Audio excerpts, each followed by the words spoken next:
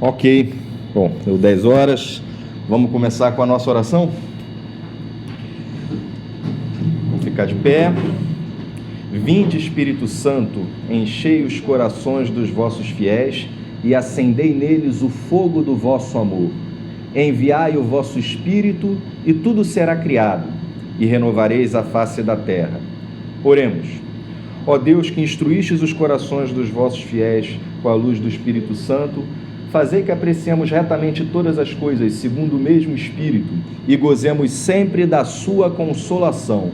Por Cristo, Senhor nosso. Amém. Estamos reunidos em nome do Pai, do Filho e do Espírito Santo. Amém. Muito bem. Então, o tema hoje é Quaresma. A gente teve lá eu conversei com o Pedro, que já de vários anos a gente dava essa aula presencialmente no domingo de Carnaval. Esse ano a gente não conseguiu se organizar para ter aula presencial no domingo de Carnaval, então talvez vocês já tenham tido a oportunidade de pegar o áudio da aula do ano passado, que a gente colocou lá no YouTube, Eu até conversei, vale a pena então dar a aula de novo, a gente já avança aí no catecismo. A gente chegou à conclusão que sim, que valia. Porque não é a mesma coisa, às vezes você ouvir uma aula, um áudio e você está presencialmente, você tem a oportunidade de interagir, tirar dúvida, Então, para os Igors, que ainda não me conhecem, aqui a coisa é bem informal, então pode interromper a hora que quiser, perguntar, não entendeu, quer que explique melhor um certo assunto, Às vezes, dependendo do que for, eu posso deixar para explicitar melhor um certo assunto depois da aula para não passar o nosso tempo aí de meio-dia, até porque hoje, em especial, o Frei João não está aí, Então, sempre quando o Frei João não está aí, eu fico com um pouco de medo aí do padre que está substituindo ele trancar a gente, que já aconteceu no passado mais de uma vez. Ainda mais hoje que a gente está escondido aqui embaixo, Oi, Thiago. Então a gente vai tentar não passar de meio-dia, mas dentro do que tiver no tempo a gente tenta tirar as dúvidas todas aqui, se precisar tirar alguma outra coisa depois, Mas a gente achou que valia a pena, Que a gente ainda está no primeiro domingo da Quaresma, O Pedro fez questão de colocar aquele áudio antes, para que a gente pudesse ouvir e se preparar para a nossa Quaresma, Ele destaca aí a importância da Quaresma nesse período, que vocês estão vivendo, que a igreja chama de catecumenato, Tudo bem, alguns aqui já têm os 3 sacramentos de iniciação cristã, o batismo, a eucaristia e a crisma, e estão aqui para ouvir de novo, estudar a doutrina da Santa Igreja. Mas em especial para quem está no catecumenato, essa fase que a gente quer os sacramentos, os 3 ou algum deles, é uma quaresma especial, porque a quaresma é um tempo de conversão, e faz parte do catecumenato esse esforço de conversão, No canto de entrada, muitos ministérios de música cantam essa música durante a quaresma, Eis o tempo de conversão, que é um momento de volta para o Pai, Ao Pai voltemos, juntos andemos, eis o tempo de conversão, Então, nessas passagens lá que o Pedro colocou da Escritura, a gente destaca o Lucas 15, que é a passagem do filho pródigo, essa volta ao Pai, Tão bonita essa passagem, a gente vai ler ela aqui ao longo dessa aula. Então, esse é um momento de conversão. Para o catecúmeno, que o catecumenato é um período de conversão, um período que a gente, como foi colocada na nossa última aula, Na última aula, o Pedro ressaltou muito as 4 divisões do catecismo, A gente vai voltar a falar nisso o ano inteiro, Que o catecismo ele tem 4 partes. A aula passada foi uma aula introdutória, O pessoal que estava no ano passado, a gente conseguiu matar o catecismo no final do ano, E agora, olá, bom dia. A gente está iniciando um novo ciclo. Na aula passada, então, a gente fez uma introdução ao catecismo, só que ao longo do ano litúrgico, sempre que tiver uma entrada por um tempo forte da igreja, a gente vai interromper o catecismo para falar especificamente sobre esse tempo forte. Então hoje a gente vai falar sobre Quaresma, vai ter uma aula que vai falar sobre Semana Santa e Páscoa, vai ter uma aula que vai falar sobre Advento, vai ter uma aula que vai falar sobre Natal, Nos momentos, então, que antecedem a entrada desses tempos litúrgicos, a gente vai dar uma aula especial para tentar ajudar a viver melhor o ano litúrgico, né? E por que esses tempos no ano litúrgico? Por que uma quaresma, né? Porque precisamos de conversão, né? Embora o catecumenato seja um tempo próprio de conversão, né? Que através do catecumenato a gente deixa de ser pagão, né? O que é pagão, né? Não entendam pagão no sentido pejorativo, né? O pagão é o homem, a mulher que ainda não foi batizado, né? Uma vez que você é batizado, você passa a ser cristão. Então, mesmo aqueles que já foram batizados, mas não deram seguimento nos outros sacramentos de iniciação cristã, que vão nos dar uma vida madura na fé, a gente vai ter uma aula sobre os sacramentos, né? Com o batismo a gente ganha um corpo espiritual, um organismo espiritual dentro, né? Que chama graça santificante, e a gente alimenta esse organismo espiritual com a Eucaristia, e ela chega à maturidade, né? A vida cristã adulta através do crisma. Então, receber a iniciação cristã é uma conversão. A gente vai entender o que a igreja ensina e aderir a essa verdade e nos manifestar desta forma e viver como cristãos. Mas basta viver com os cristãos, que é muito fácil a gente ver que o batizado, embora nos apague a nossa culpa do pecado original, é muito fácil ver que a gente volta a pecar. Então a conversão é um trabalho para a vida inteira, né? Enquanto vida de igreja militante, né? Até o dia da nossa morte a gente deve lutar por nos converter, né? Então Santo Agostinho ele costuma falar de conversão e aversão, né? Se converter é se aproximar de Deus e se afastar do pecado.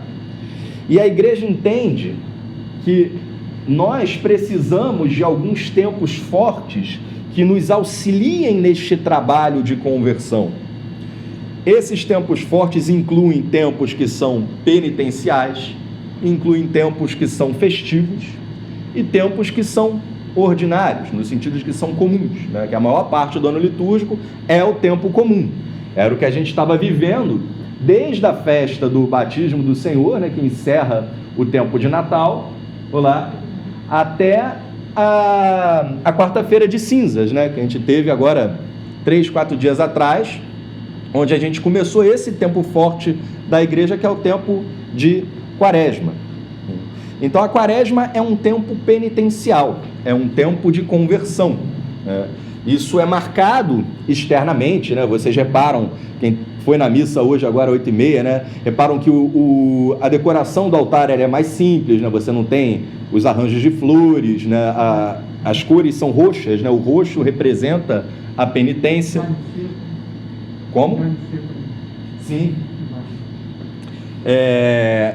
Então tudo mais simples, né? Caracteriza esse tempo de conversão. Mas o que é o importante? É a gente levar essa conversão para o nosso interior. E a quaresma, assim como o advento, é também um tempo de penitência. E eu destaco isso porque hoje em dia, para algumas pessoas, penitência é algo difícil, né? É uma dúvida que eu tenho com frequência daqui na catequese, é entender o porquê da necessidade de penitência. Puxa, Renato, mas a vida já é tão dura, a vida às vezes já traz as suas amarguras, as suas dificuldades, né? Eu não consigo entender por que um Deus de amor me pede para fazer penitência, né? Me pede para que eu abra mão de certos confortos, me pede até que eu escolha voluntariamente algumas dores, né? Então há um sentido nisso, né?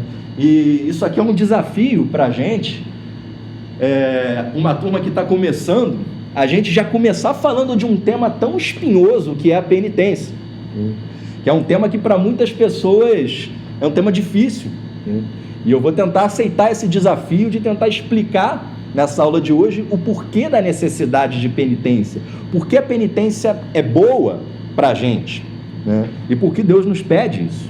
Porque a igreja, através desse tempo de quaresma, nos pede um tempo de penitência, né? Não que somos sadomasoquistas, que gostamos de sofrer, é porque isso é necessário para o nosso crescimento interior E isso é necessário para a salvação das almas. A gente vai explicitar isso um pouco melhor. Eu coloco isso como um desafio, né? Porque um amigo meu, que é catecista também, ele estava dando na quarentena uma série de aulas online, e aí nessas aulas online ele tinha lá o grupo lá de WhatsApp do pessoal que ele dava aula, e teve um dia que ele propôs uma aula livre, né? Olha, a gente vai dar uma aula livre, eu vou propor aqui uma lista de temas e vocês votem qual tema que vocês gostariam mais que eu falasse nessa aula, né? E qual tema que não teve voto de ninguém? Penitência. Ninguém quer ouvir falar de... Bom, pelo menos nesse grupo ninguém quis ouvir falar sobre penitência. Era um grupo bem grande, né? Com aula online dá para você projetar para centenas de pessoas, às vezes, né? E ninguém queria falar de penitência. Penitência é um tema difícil para a gente. É um tema que às vezes pode ser um desafio, né, da gente entender. E a gente vai tentar explicitar um pouquinho isso, né? Então, aqui no Catecismo da Igreja Católica, os parágrafos 1425, como eu falei, o batismo, então, né, não se preocupem em saber isso em detalhes nesse momento, a gente vai, no segundo bloco, que é o bloco que a gente fala dos sacramentos, falar bastante sobre batismo. A gente vai voltar a esse mesmo trecho que a gente vai falar aqui de reconciliação, quando tiver no segundo bloco, que é o bloco dos sacramentos, tá?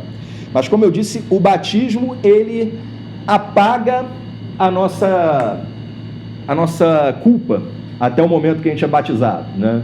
Então, todos aqueles pecados que você cometeu antes de ser batizado, você não precisa levá-los para o sacramento de penitência, para o sacramento de reconciliação, que pelo batismo eles já são zerados.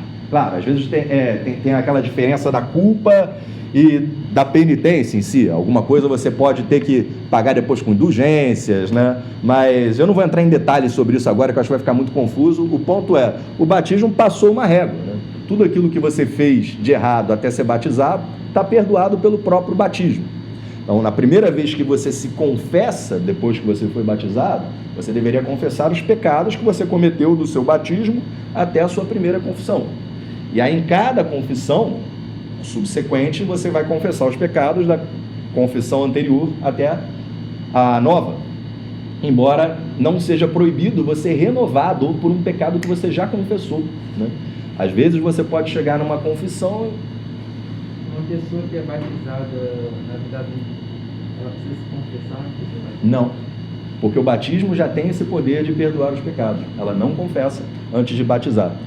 Até porque o batismo é o sacramento por excelência de entrada na vida cristã.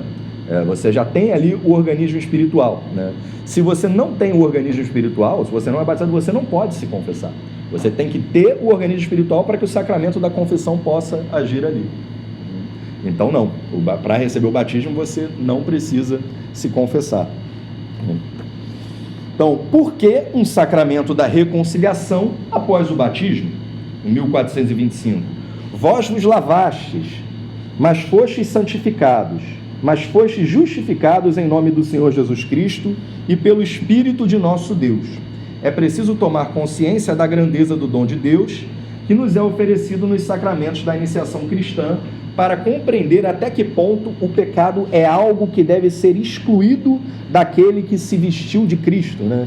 É interessante, no rito do batismo, e que a gente vai repetir no sábado de Aleluia, a gente exclui o pecado, a gente renuncia ao demônio e às suas obras, né?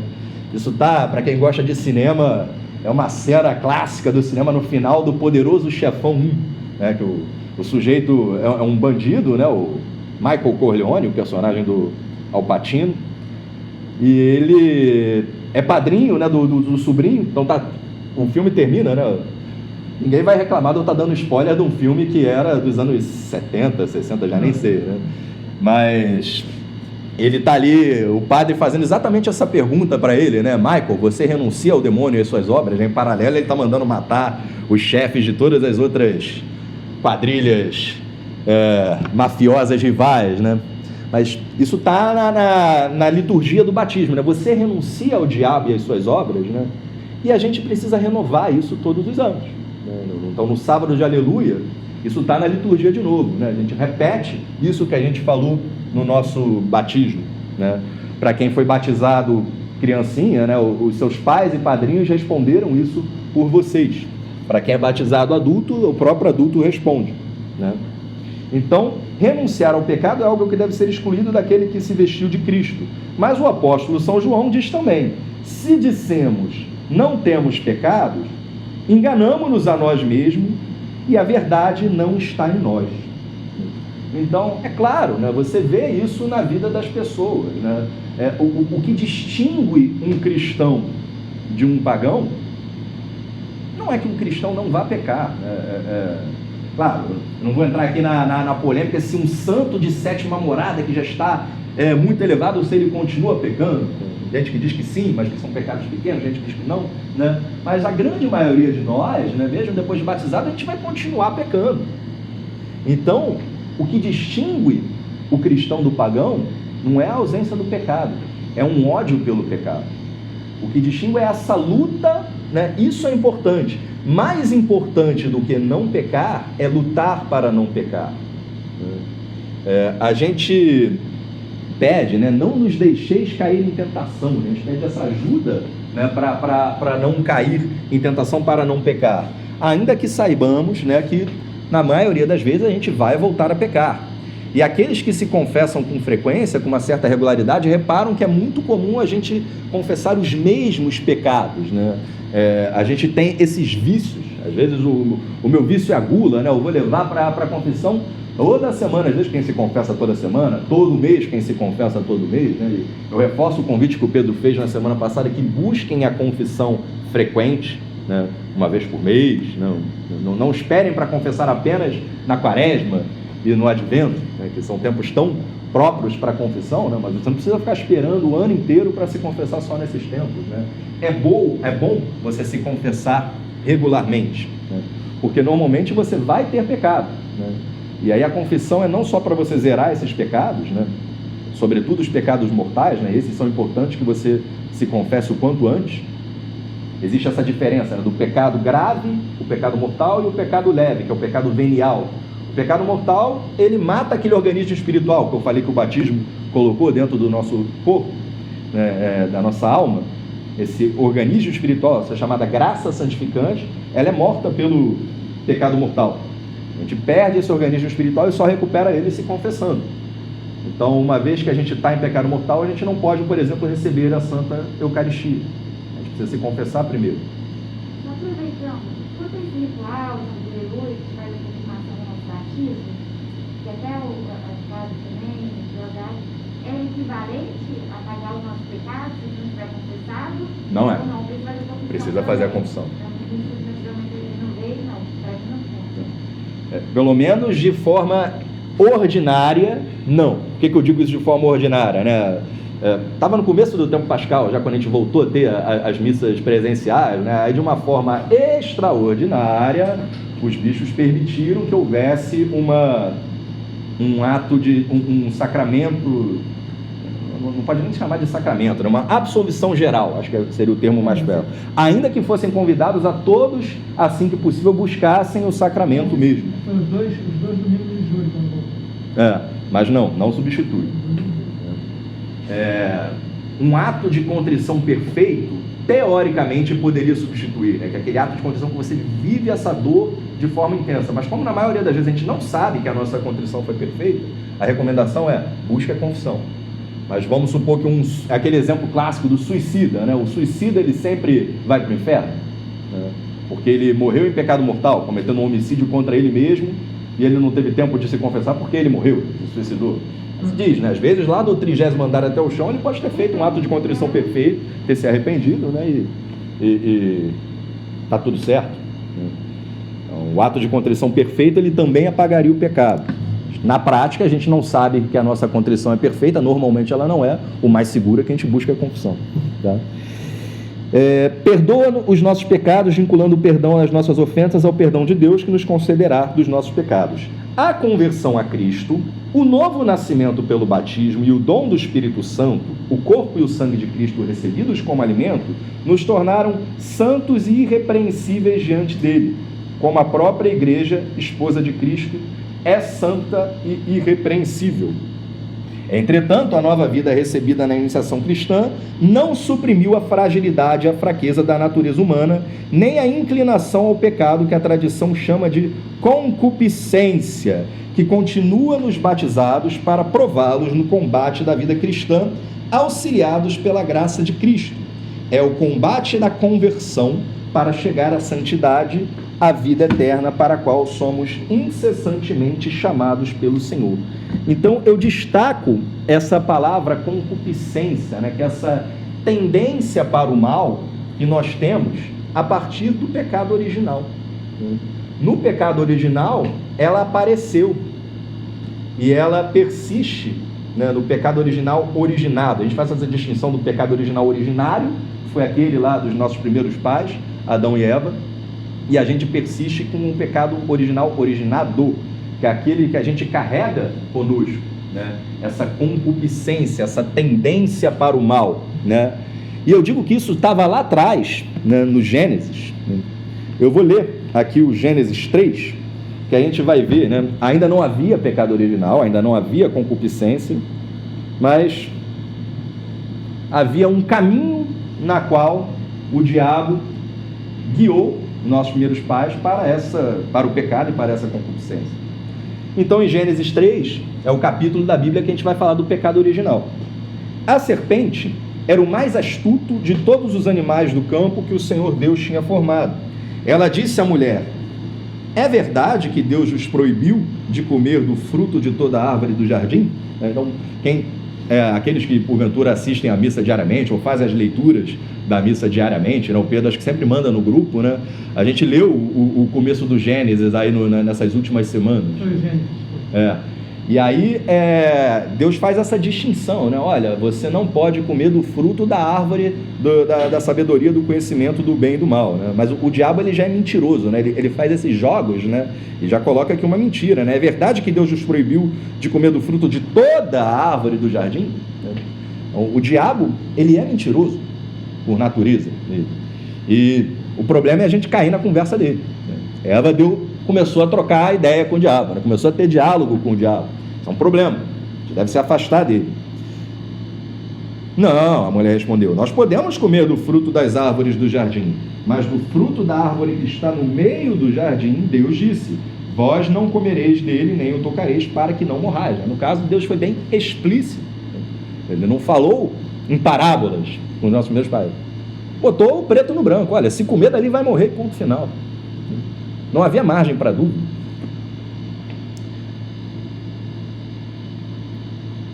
Oh, não, tornou a serpente, vós não morrereis, mas Deus bem sabe que no dia em que dele comerdes, vossos olhos se abrirão e sereis como deuses, conhecedores do bem e do mal. De novo a mentira, né? Não vão morrer, né?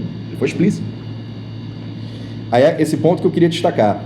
A mulher, vendo olhos, né, que o fruto da árvore era bom para comer, de agradável aspecto e muito apropriado para abrir a inteligência, tomou dele, comeu e o apresentou ao seu marido, que comeu igualmente.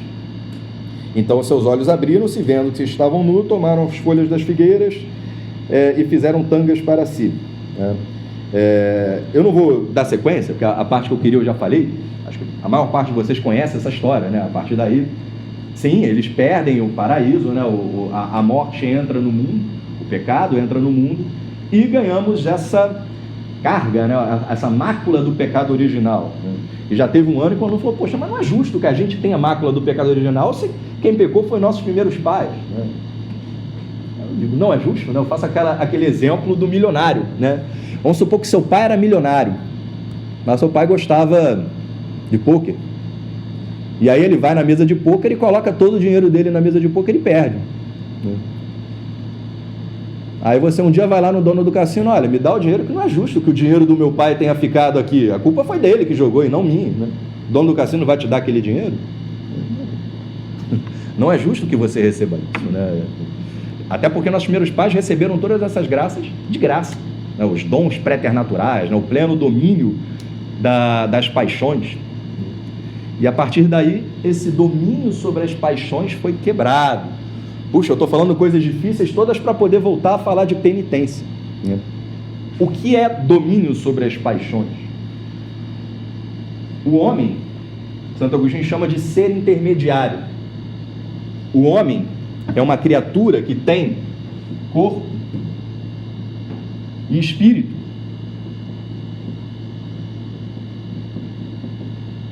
Então, os anjos são criaturas que têm apenas espírito.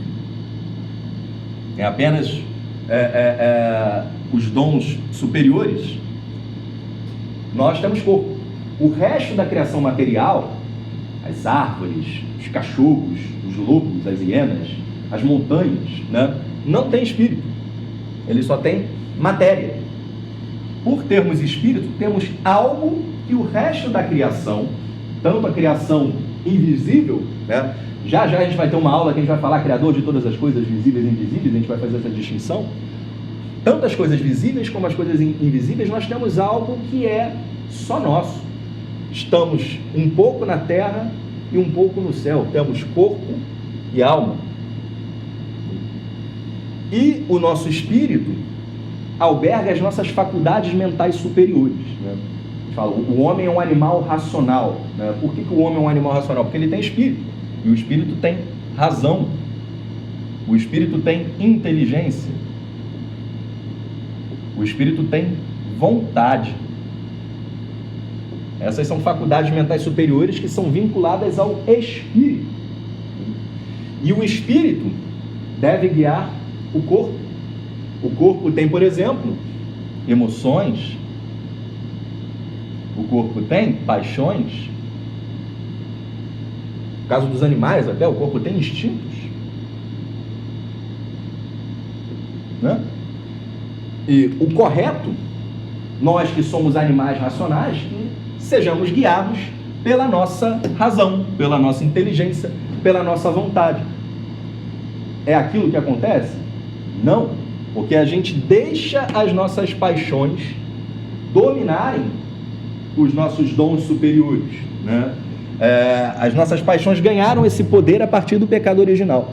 A vontade está no espírito? Sim, a vontade é uma faculdade mental superior. Vou explorar isso mais. Se o que nos leva ao pecado são as faculdades do corpo, como que os anjos caídos foram... Bom. Vamos lá, peraí. As dúvidas estão muito boas, então não me deixe esquecer de comentar tudo, que a gente tem assunto aqui para falar pra caramba, né? Tá, não é.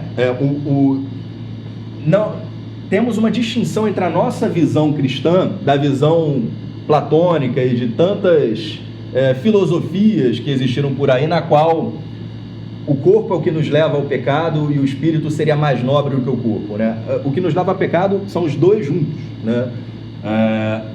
Até porque, se a gente não tivesse vontade, a gente não pecava, né? Os animais não pecam.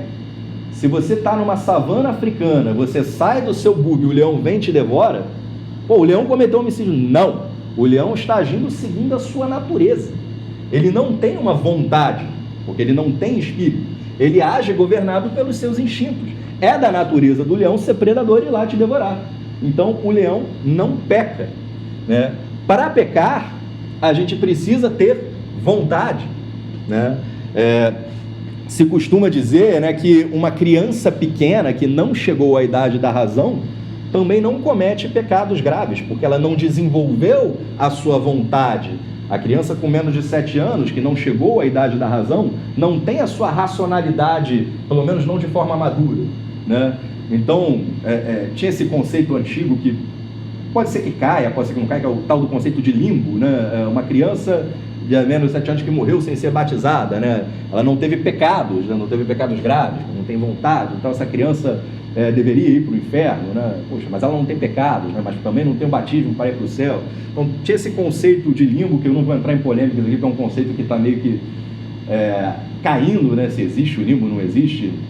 O fato é que essa criança vai ter a felicidade eterna, talvez não tão plena como aquele dos batizados, né, que tem um organismo espiritual, mas por não ter vontade, né, pelo menos não ter a vontade plenamente desenvolvida que os adultos têm, né, ela não pode pecar, ao menos não pode pecar gravemente.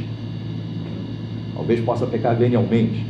Isso me lembra um amigo que o filho dele, no dia do aniversário de 7 anos, né, de noite ele estava botando o filho para dormir e virou para ele: pai, eu fiz 7 anos, eu cheguei na idade da razão, né?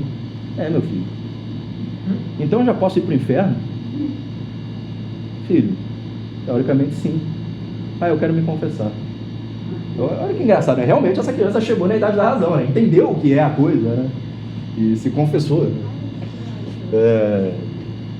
Comungou depois, até com menos de 10 anos, né? Para comungar você tem que estar na idade da razão também, você tem que entender o que é a Eucaristia, né? Que uma criança pequena não entende. Isso que se espera chegar na idade da razão, mas precisa ser necessariamente 10 anos, né? Uma certa divergência em relação a isso, mas o importante é que a criança tenha a idade da razão e saiba o que ela está fazendo, entenda que ali na Eucaristia está Cristo com todo o seu corpo, sangue, divindade e humanidade, tudo ali presente, né? Então, corpo e espírito, né? Eu estava dizendo, né? O certo é que a razão governe o corpo, e é muito fácil a gente perceber que muitas vezes não é o que acontece.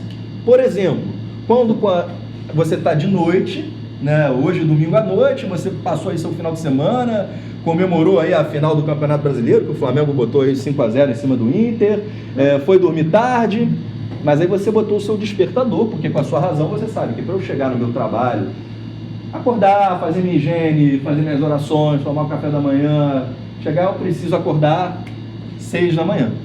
A sua razão te disse isso. E aí quando bate o seu despertador 6 da manhã, não é que a sua razão mudou de ideia, né? A sua razão continua entendendo que 6 da manhã você tem que levantar, mas as suas emoções, né? Vem a tal da preguiça, né? Que é uma paixão, né? Vem aquela... A paixão não é a preguiça seria o vício, né? A paixão é o gostosinho da cama, né? O sensorial, né? No verão a gente bota o ar-condicionado ali no 17 e bota aquele cobertor ali para ficar quentinho. Aquele gostoso da cama é algo que é sensorial, né? E aquilo às vezes fala mais alto do que a sua razão, e você vai e obedece não a sua razão que te falava para acordar às 6 da manhã. Isso a gente não tem mais um domínio sobre as nossas paixões. A nossa razão às vezes se submete às paixões, o que é um erro, né? Ou, por exemplo, né, ou por conta da sua prática de jejum quaresmal, a gente vai falar um pouco mais disso depois, ou mesmo por motivos humanos, pela sua dieta, você se propôs a não comer doces, né? Mas eu preciso comer um docinho depois do almoço. Com a sua razão, você sabe que não deve aquilo, né? Mas você vai e faz. Isso é especial para quem tem uma doença, um diabético, ele sabe que é importante que ele venha a aderir a certas práticas dietéticas para o bem da saúde dele. Então a razão dele, a inteligência dele sabe que aquilo é o melhor, mas a vontade às vezes não manda no emoção. A emoção governa. Fala. Eu ia perguntar por que não seria uma vontade, sim uma paixão, mas pode ser uma vontade, o fato de dormir mais pouquinho. A vontade, isso entra dentro do conceito liberdade. Pelo fato de termos isso daqui, nós temos liberdade. E é isso o que nos permite tanto ganhar o céu, né? Claro, temos que ganhar o céu graças aos méritos da paixão de nosso Senhor Jesus Cristo. Mas isso, os nossos méritos também contam, né? Isso é uma distinção entre a doutrina católica e muitas doutrinas protestantes, tá? A nossa liberdade também conta aqui, né? Porque para algumas doutrinas protestantes, né, o calvinismo é muito assim, né? Tem a teoria da predestinação. Algumas pessoas nasceram predestinadas ao céu, né? Então é aquela teoria do solus fidei, né? Basta que você tenha fé, as suas ações não seriam importantes, né? Esse não é o nosso pensamento católico, né? Por termos liberdade, né, temos que ter vontade de entrar no céu. Se a gente não tiver vontade de entrar no céu, a gente não vai. Santo Agostinho ensina, né? Aquele que te criou a revelia da sua vontade não te salvará a revelia da sua vontade. Então você foi criado a revelia da sua vontade, mas se você não quiser entrar no céu, você não vai. Se você, olha, o céu é para cá, o inferno é para cá, eu quero ir para cá. Você tem liberdade, né? E temos liberdade graças às nossas faculdades mentais superiores, né? Então, não é que a nossa vontade vai nos governar, mas a nossa vontade vai seguir a nossa inteligência, ou a nossa vontade vai seguir as nossas paixões, os nossos instintos, né? A nossa inteligência saberia o que é melhor para nós. Nem sempre, né? Mas isso é um outro ponto que é importante, né? Santo Agostinho fala de uma conversão da inteligência e uma conversão da vontade. Então, quando você lê o livro das Confissões, você vai ver que Santo Agostinho passou por outras filosofias, né? Foi maniqueísta, e em algum momento ele se convenceu de que a verdade estava na fé católica. Então, isso é a conversão da inteligência. E você pode, olha, eu não acredito na igreja, eu não acredito na doutrina da igreja, eu penso dessa forma, você não teve a conversão. Oi? Muitos ateus se tornam católicos, eu acho muito por causa disso, porque eles vão a fundo em relação à filosofia, e aí você tem uma conversão da inteligência. Então, você percebe que a verdade está ali. Mas uma vez que você teve uma conversão da inteligência, que você, olha, a verdade está ali, porque tem muitas pessoas, só vê no nosso meio, que não acreditam que a verdade está ali, não tiveram a conversão da inteligência. Olha, eu já estou convencido de que a verdade está ali. Uma segunda conversão é a conversão da vontade. Uma vez que eu sei que a verdade está ali, eu com a minha vontade vou aderir a esta verdade, né? E Santo Agostinho teve muita dificuldade ali, né? Aquela parte do Confissões que, por exemplo, ele tinha muita dificuldade com a castidade, né? Ele viveu uma vida muito desregrada nessa parte da sexualidade, né? E ele coloca isso, né? Que, olha, Senhor, dai-me a castidade, mas dai-me amanhã, não hoje, né? Hoje eu quero cometer fornicação, né? Amanhã. Ele tinha dificuldade nisso. Ele sabia que o certo era ele não cometer fornicação, ele não pecar contra a castidade. Ele sabia que o certo era isso, mas ele não conseguia. Isso acontece com a gente, né? Então, para isso, também por isso, né, a igreja nos brinda com um tempo de penitência.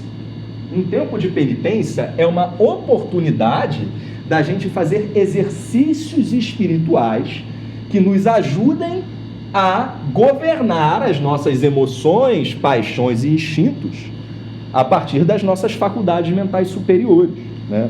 Então, aquilo que eu coloquei no começo da aula, né? Puxa, mas as pessoas sempre vêm com essa dúvida também, por que Deus me pede uma penitência, né? Tem várias explicações para isso. Uma delas é para treinar a vontade, né?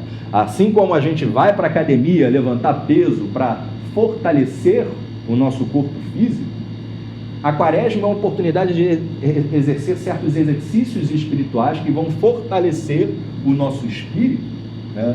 Se eu tenho uma vontade forte, uma inteligência forte, uma racionalidade desenvolvida, eu tenho uma maior probabilidade de ser um homem. Como assim ser um homem? Ser um homem ou uma mulher, tanto faz.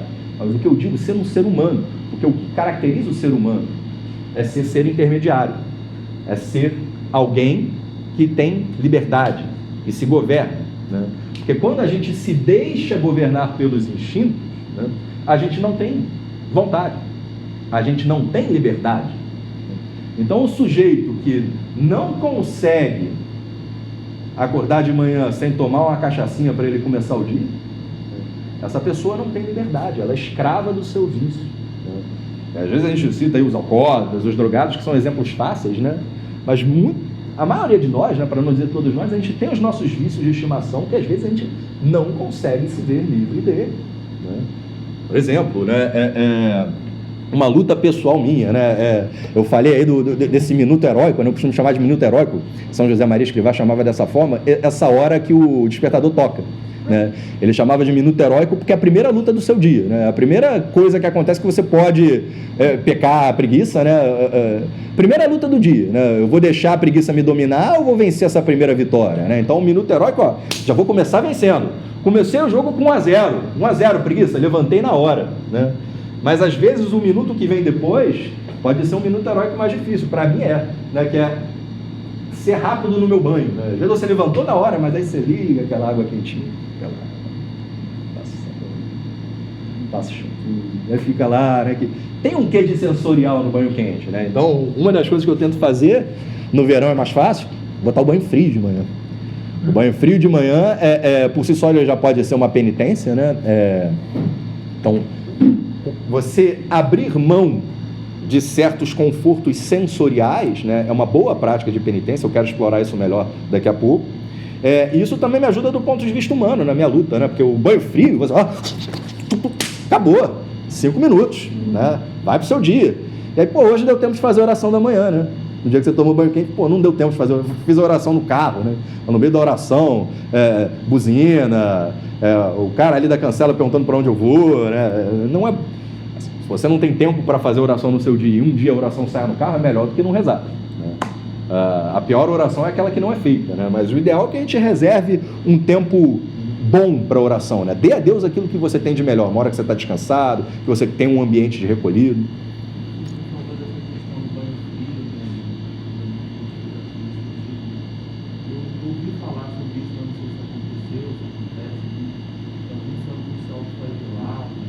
Sim, sim.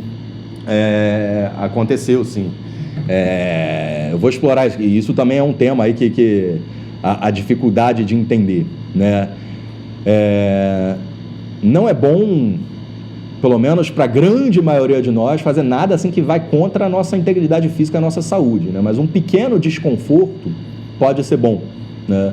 Para um santo que já está num nível de espiritualidade bem mais elevado, aí, né? Não sei, talvez seja bom, né? Mas não é realidade para qualquer um de nós. Então não vou entrar nessas grandes penitências temporárias, mas um pequeno desconforto, né? Eu tenho um amigo, por exemplo, que ele tinha um hábito de fazer uma penitência aos sábados por Nossa Senhora. E ele tinha o sapato do sábado, né? Ele calçava 41 e no sábado ele andava com o sapato 40, né? Então é um pequeno desconforto, né? Você está andando ali com aquele sapato um pouquinho mais apertado, mas não é nada que ia agredir a saúde dele física, né? Talvez um dia ele tivesse um calo, mas ele tem os outros 6 dias da semana para descansar o pé dele, né? Essas penitências menores são mais recomendadas, pelo menos para a maioria de nós, né? Uma pessoa que está mais elevada, aí, né, vai usar a disciplina, né? Esse instrumento que chama disciplina, que alguns monges usam, por exemplo, para ter dor física, né? Se você te dá uma chibatada a ponto de sair sangue, né, já está errado, você exagerou. Você está pecando contra o 5º mandamento, né? O 5º mandamento, que é o não matar, ele inclui também o não vulnerar, né? Ele inclui a você mesmo, né? Mas um pequeno desconforto físico é interessante. Foi bom você ter perguntado isso, que isso volta ao Gênesis, né? Eu comecei falando do Gênesis, aí falei de um monte de coisa, de outras coisas, eu me perdi. Vamos voltar lá ao Gênesis, esse trecho que a gente leu, né? Eva viu a maçã e viu que ela parecia ser saborosa, parecia agradável, né? Sensorial. O gostinho da maçã, né? Seria agradável ter o conhecimento, ela quer ter, né? Ter a sabedoria, se apossar, né? Posse. É algo que eu quero para mim, esse conhecimento, né?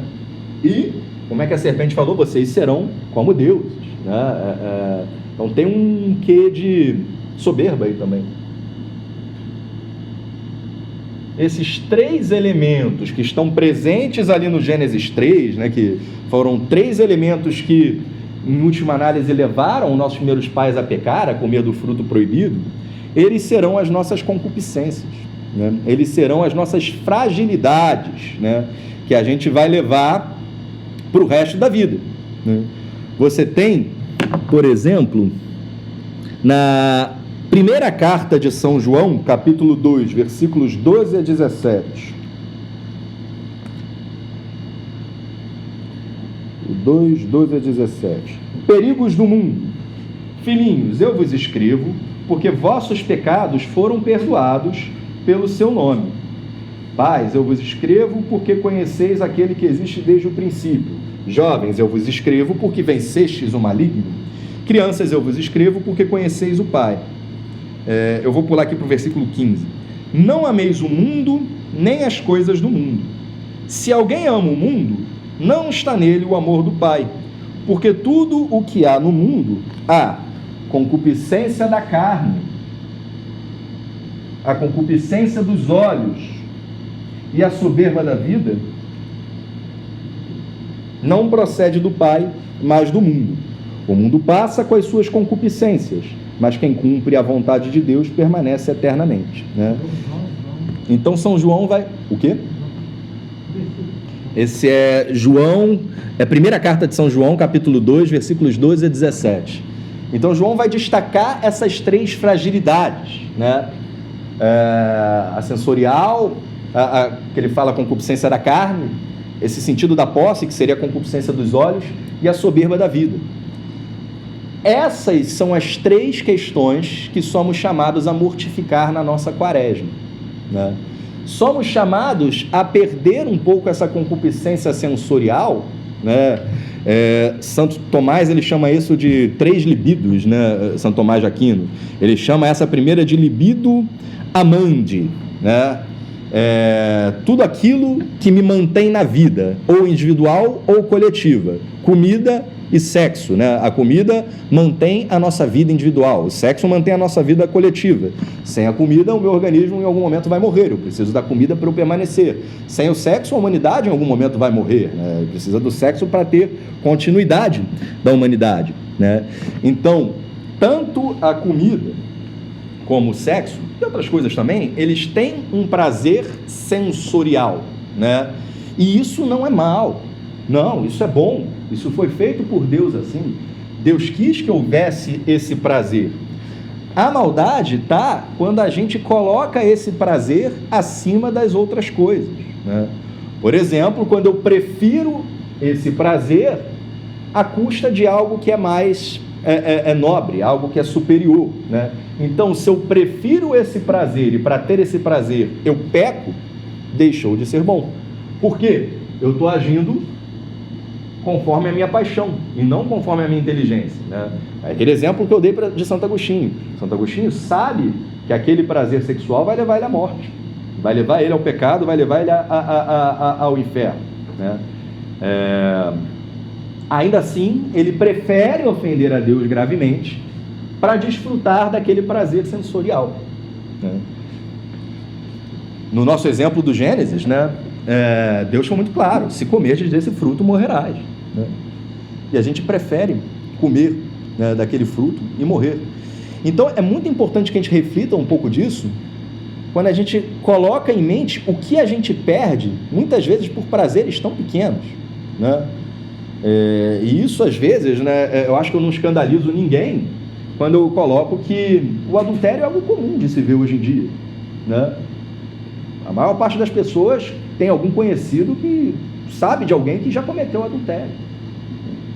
E aí às vezes você para pensar, né? Vou colocar aqui um exemplo meu, né? Que eu sou médico, eu trabalho no hospital, aí tem lá um colega no hospital que, puxa, tive uma oportunidade aqui, aquela enfermeira ali deu mole. E a pessoa é casada, tem filhos, né, tem uma família estruturada, bacana.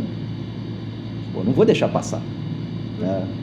Então, aquele prazer momentâneo ali de alguns minutos com aquela pessoa, ela arrisca às vezes a perder a família, né?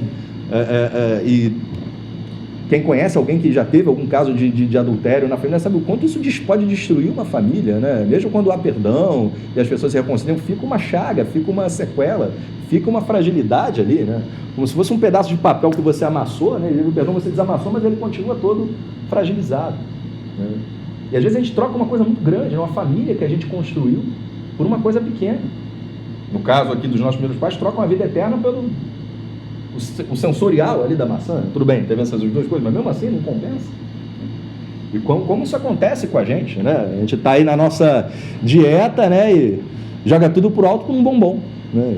E os prazeres sensoriais muitas vezes são bombons, né? Olha, você está jogando a vida eterna fora por um serenata de amor, por um sonho de valsa. Nem que seja um bombom de licor da Copenhague, né? Não vale a pena. Então precisamos colocar os prazeres sensoriais, que não são maus, são bons, né? Deus quer que nós tenhamos prazer, que nós vivemos de forma alegre, que nós vivemos de forma feliz. E os prazeres sensoriais dão um pouco esse tempero de alegria na vida que é tão saudável. Mas esses prazeres devem ser ordenados, né? Eles não devem ser superiores às coisas do alto. Então, uma forma de eu controlar o meu prazer sensorial é, por exemplo, com o jejum. E eu acredito que a essa altura, né, pelo menos os que ouviram o áudio da aula da semana passada já escolheram a sua prática de jejum para os nossos 40 dias aí de quaresma, né? O jejum ele deve ser algo sensorial, o que não precisa ser necessariamente o alimento, tá? Então você pode escolher como prática de penitência nesse quesito do jejum a questão do banho frio, o exemplo que eu coloquei agora, que não tem nada de alimento, mas é uma sensação que eu vou abdicar nesse período, né? Eu vou abdicar do banho frio. Já toma banho frio, então para você não serve, tem que escolher outro, né? Eu falo, teve uma quaresma que eu me propus tirar o açúcar do café, né? E depois daquela quaresma eu nunca mais tomei café com açúcar, não por virtuosismo, nada, eu acho ruim hoje o café com açúcar. Para eu fazer penitência agora eu tenho que botar açúcar no café. Eu gosto de café com gosto de café, né? Então para mim não é penitência nenhuma hoje em dia eu tomar um café sem açúcar, que eu gosto. Então, você tem que escolher outra, né? Não que seja ruim você tomar o banho frio, é bom, né? Dá disposição, né? Às vezes você tem um dia agitado de trabalho, chega em casa, acha que não tem mais disposição para nada, você toma um banho frio, parece que você está renovado, né? É muito bom o banho frio, por vários aspectos.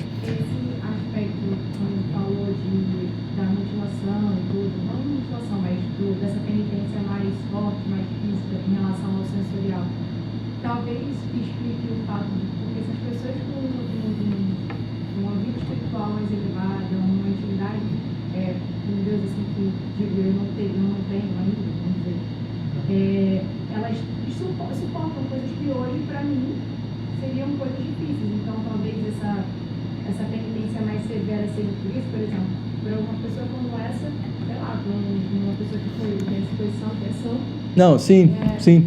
Ficar sem o café foi para mim um tempo de advento uma luta, para essa pessoa não seria nada. É verdade, tem isso sim também, não é só isso, né? É porque a pessoa que está num grau maior de santidade, ela tem muito em mente a finalidade que ela está fazendo aquilo. E quem está começando na vida espiritual, com frequência coloca uma coisa que é um meio como um fim, né? A minha finalidade não é eu ficar sem comer doces. A minha finalidade é amar mais a Deus.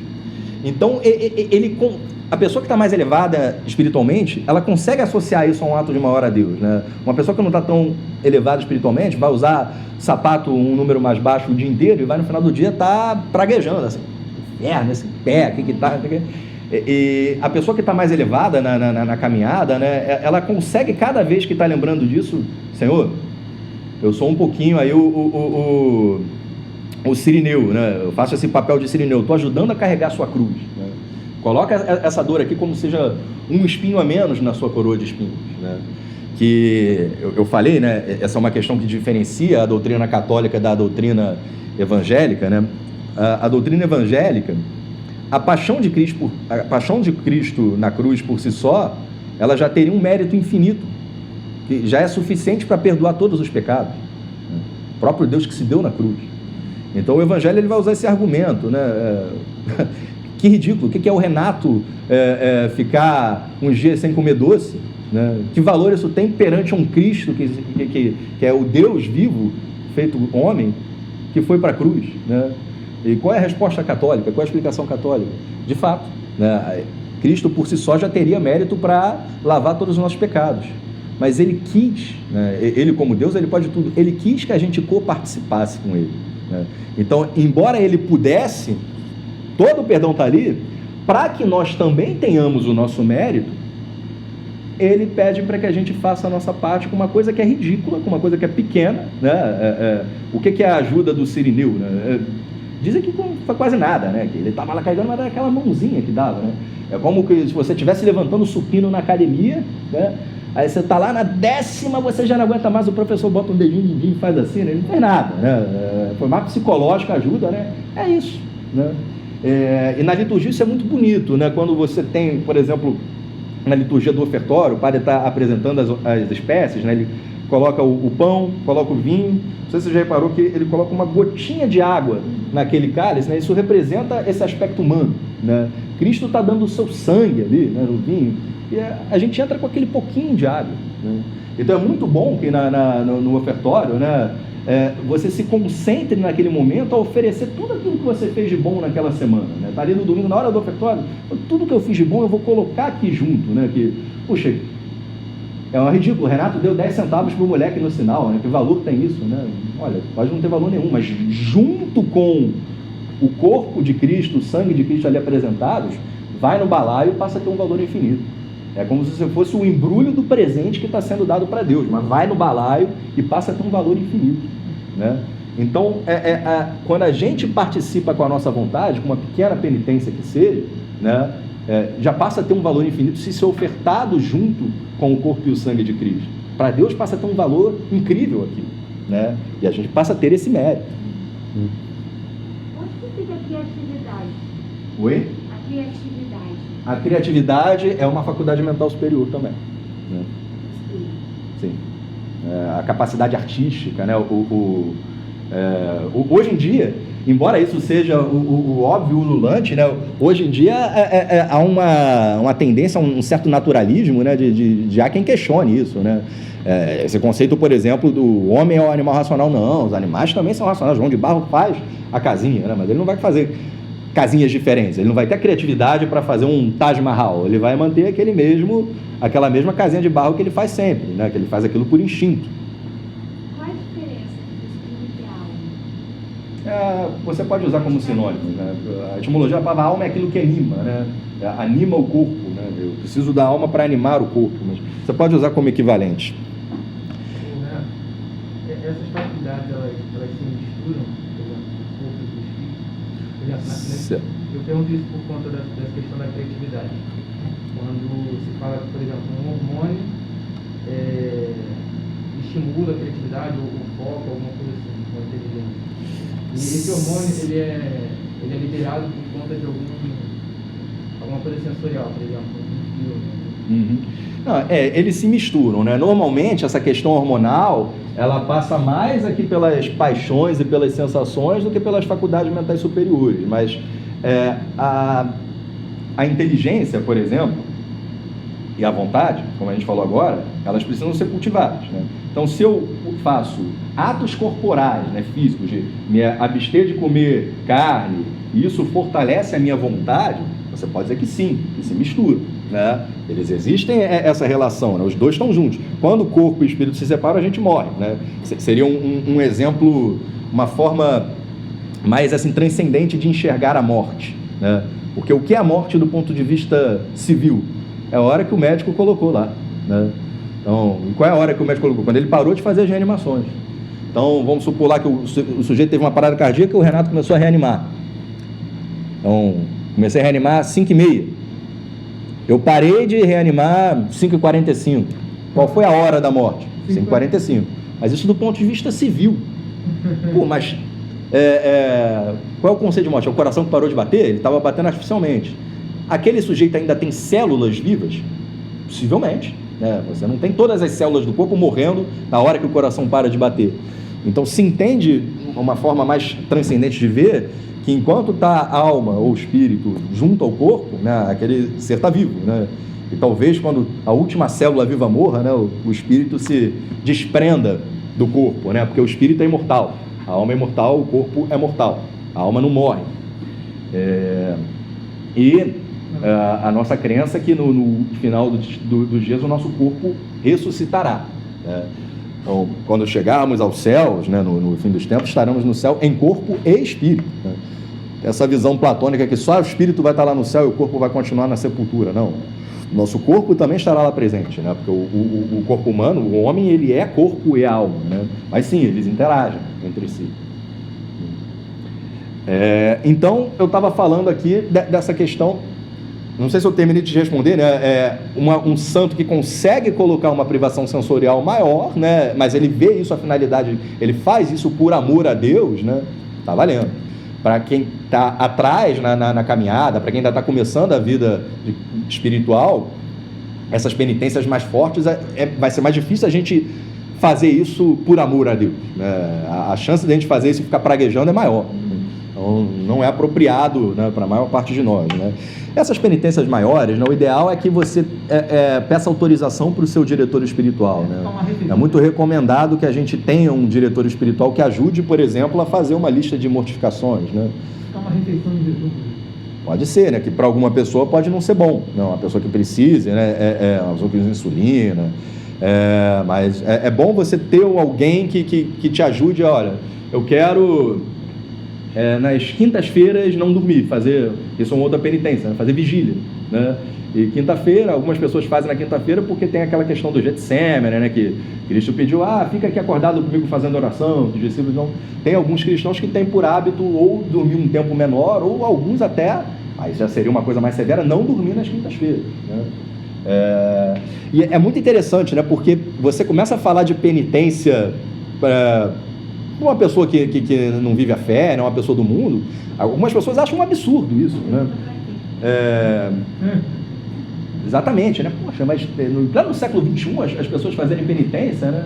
Mas as pessoas do mundo fazem penitência também, né? Eu vou lembrar aqui de um amigo meu que falava que o chefe dele, ele dorme dia sim, dia não. Ele fica trabalhando ao longo da madrugada, né? E ele opta por dormir dia sim, dia não, né? Você pode fazer por penitência e acordar meia hora mais cedo, né? Para oferecer isso a Deus, né? Pô, que absurdo você fazer penitência. Mas o outro, ele acorda meia hora mais cedo para dar uma corridinha, né? Então, poxa, para ter um abdômen tanquinho, tá valendo eu fazer penitência e acordar meia hora mais cedo, mas por amor a Deus, não. Então, a penitência é abrir mão desses pequenos prazeres sensoriais, né?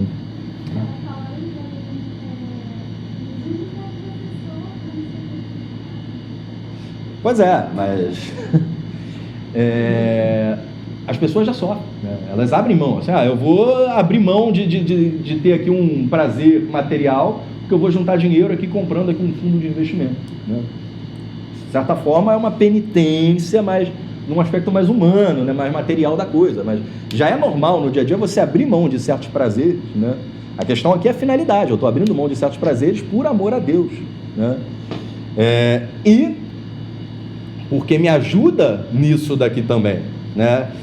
Quanto mais eu cedo, quanto mais a minha vontade cede às paixões, mais fraca ficará a minha vontade, né? E aí volta essa outra pergunta que eu lembro essa pessoa fez quase todo ano alguém faz esse tipo de pergunta, né? Puxa, mas já vão vir aí as durezas da vida, os amargores da vida, por que eu tenho que fazer penitência a mais, né? Porque se você faz penitência a mais, isso está na biografia de todos os santos, né? Eles fizeram penitência. Quando vier a mortificação involuntária, você vai lidar melhor com ela quando você já se treinou, né? Quando você praticou com a mortificação voluntária. O que eu quero dizer com isso? Eu sou médico, né? Então eu lido com muitas pessoas que vivem grandes sofrimentos nas suas vidas. E é muito interessante ver como as pessoas são diferentes na forma de lidar com os seus sofrimentos na hora que chega uma doença, né? Tem gente que lida com serenidade. Claro, todos sofrem, né, a certo ponto, mas algumas pessoas lidam com uma revolta com aquilo, né? E a vida ganha um amargor, né? E eu fico me perguntando se muitas vezes são pessoas que não sofreram ao longo da vida, né? Ou pelo menos não aprenderam a lidar com o sofrimento, né? E pode ser que a sua vida seja mil maravilhas e um certo dia você morra dormindo e não passou por sofrimento na sua vida. Não é o mais provável. O mais provável é que todos nós, em algum momento da vida, venhamos a lidar com uma rasteira da vida, venhamos a lidar com uma dificuldade maior, uma doença, com uma dificuldade financeira, e quando você aprendeu ao longo da sua vida a lidar com o sofrimento, aquilo não te tira a paz, né? Porque você já aprendeu a colocar os seus tesouros naquilo que está no alto, né? Você já aprendeu que o que importa mais são os bens superiores, né? É muito interessante isso, né? Aquele psicólogo, algum de vocês aí vai lembrar do nome dele que me fugiu agora, que ficou no campo de concentração, aquele judeu. Ele faz esse trabalho, né? Era possível a felicidade, né, Vitor Franco, num campo de concentração, né? Um ambiente, é difícil pensar num ambiente mais hostil, mais inóspito, né? Mais impeditivo da felicidade, né? E ele via a felicidade exatamente naquelas pessoas que estavam ali para ajudar os seus semelhantes, que colocavam como meta das suas vidas dar conforto aos irmãos que estavam ali sofrendo também. E essas pessoas eram realmente felizes no meio de um campo de concentração. Aquele filme, A Vida é Bela.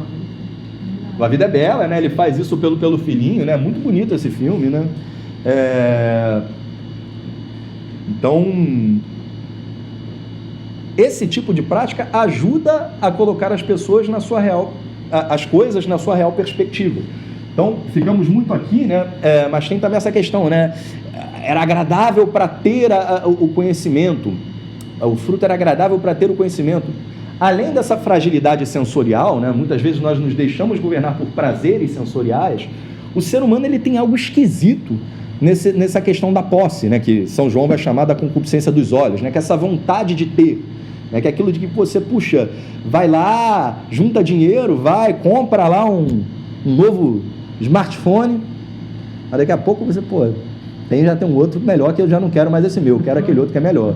Você troca de carro, mas você já está de olho num outro carro que é melhor, né? É uma tendência que o ser humano tem de não se contentar com aquilo que tem, né? De querer ganhar mais e ter mais e ter mais, né? Estamos nessa época aí do Lava Jato, né?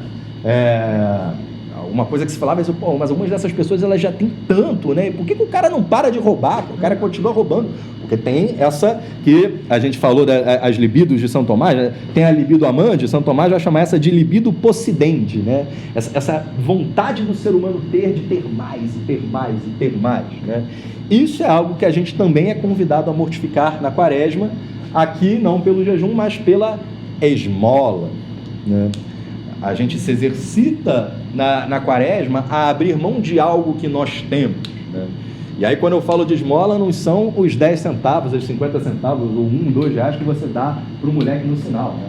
Essa é uma obrigação, né? Isso você não deve fazer só na quaresma, você deve, toda vez que o moleque bater na sua janela, você deveria dar esmola para ele, né? A gente fala isso quando a gente tiver as aulas dos mandamentos, né? A gente vai ter a aula do 7º mandamento, que é o não roubar, né? A gente vai falar, a pessoa que é muito miserável, né? É uma obrigação sua como cristã, você dar esmola para aquela pessoa, né? E hoje o mundo vai ficar falando, não deve dar esmola, vai vir com esse papo aí, não pode dar o peixe, tem que ensinar a pescar. De fato, você ensinar a pescar é melhor, mas daqueles que falam isso, quantos de fato ensinam a pescar, né? Ou quantos estão usando essa frase só para não dar esmola, né? É bom você dar esmola sem julgar se o moleque vai comprar, o que ele vai comprar, se a pessoa vai comprar bebida, né? É claro, né? Se o cara está visivelmente embriagado, está te pedindo dinheiro, pode ser prudente você não dar. Mas de uma forma geral, não é bom de ficar fazendo julgamento, esse cara não vai gastar bem o dinheiro, então não vou dar o dinheiro para ele não, né? Não fazer esse tipo de julgamento, né? Você dá o dinheiro para o cara e ponto final, porque esse dinheiro não é seu, esse dinheiro é dele, né? As pessoas, todos os homens têm direito a usufruir da matéria criada, dos bens materiais, né? E faz parte da vida cristã a gente contribuir para que as coisas sejam mais justas, né? Então, essas pequenas mortificações, essas pequenas esmolas são obrigações, né? Talvez valha a pena você dar um pouco mais, né? Aquele exemplo do óbolo da viúva, né? Essa viúva deu mais do que os outros, que ela deu tudo que tinha, né? Enquanto os outros davam aquilo que sobra, né? O ideal é que você dê um pouco mais do que aquilo que te sobra, né? O que pode ser uma esmola, né? É bom que seja, porque entra a caridade aí junto, né? Mas às vezes também pode ser uma prática, aí se confunde um pouco essa com essa, né? Você, sei lá, às vezes, ou a semana inteira, ou algum dia da semana, abrir mão do teu automóvel, por exemplo, né? Não estou pedindo que você dê seu automóvel para o mendigo, mas às vezes uma prática que você pode fazer para se libertar dessa questão da posse, olha, 3 vezes na semana eu vou trabalhar de BRT, né? Eu vou a pé, né? Aí se confunde um pouco sensorial, porque perde o gostosinho também, né? Mas tudo bem, vai as duas práticas juntas, né? Mas pode ser bom você praticar esse desprendimento material, né? O que esta prática, o que este exercício espiritual me pede é que eu exercite o meu desprendimento material para que eu possa colocar os meus tesouros no céu, né? Abra mão de certas coisas materiais, né?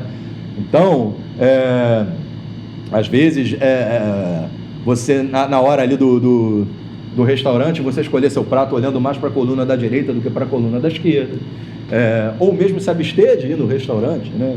Eu vou comer só o PF, eu comer em casa, e o dinheiro que você gastaria no restaurante você doa, né?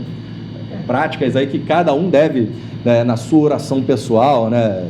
Oração é um diálogo com o nosso Senhor Jesus Cristo, né? Dialogue com o nosso Senhor Jesus Cristo para... Tá gravando. Então, definir como que eu vou fazer a minha prática de esmola, né? O que eu vou me desapegar, né? Não é só aquele casaco velho que está no seu armário há 20 anos que você não usa, né? A ideia é que não seja algo que te sobre, né? Seja algo que realmente te exercite espiritualmente no seu desapego, né? E por fim, existe essa terceira libido, que é a libido dominante, né? Ou alotzineia tóbia, que é a soberba da vida, lá na carta de São João, né? É esse terceiro aspecto, que é o sereis como deuses, né? Temos esse outro aspecto, né? Essa nossa vontade de ser mais, né? Então são essas nossas três fragilidades, né? A fragilidade do busque o prazer e fuja da dor, né? Essa tendência que a gente tem, né? Que não é que a dor deve ser uma coisa boa, né? Mas a gente, com a nossa inteligência, deve entender que dores e prazeres são coisas menores quando eu coloco as minhas metas em coisas mais elevadas, né? Então, uma mãe que abre mão de um certo alimento e vai passar mais fome para dar para o filho, né? Vai entender isso como uma coisa boa, né? Que seja, né? Essa questão da posse, né? Essa nossa tendência, esse nosso vício de querer ter mais, e a soberba da vida, que é a nossa vontade de ser mais, né? E ser mais no aspecto negativo da coisa, que aqui é uma coisa que é muito interessante. É muito interessante isso, né? Essas três coisas, se você para pensar, elas já estão presentes nos desígnios de Deus, né? Mas ali, com a exceção daquele fruto, tudo era nosso, né? Então, o Salmo número 2, né, ele vai colocar: tu és meu filho, eu hoje te gerei, pede-me e te darei todas as coisas da terra, né? Ao homem foi dado o jardim do Éden, ao homem foi dado o mundo, né, para que cuidemos das coisas, né? Não querendo entrar nessa tendência naturalista, às vezes, que vê o homem como alguém que atrapalha, né, a natureza, né? O homem é algo mal porque ele atrapalha, né? Um amigo estava me falando desse livro, Sapiens, né, que acho que não é um livro muito recomendado, mas que, pelo que eu entendi, a ideia é que o homem, onde o homem passa, ele destrói, né? Então, é uma tendência contemporânea de ver o homem como alguém que atrapalha, né? Isso está errado, não devemos ver dessa forma. O homem participa, o homem faz parte da natureza. Não, o homem não é alguém que atrapalha, ele participa. Mas como ele tem inteligência, ele deve sim cuidar das coisas criadas. Ele não deve destruir, ele deve cuidar para que as coisas durem, para que as coisas estejam organizadas, para que as coisas sejam bem feitas, né?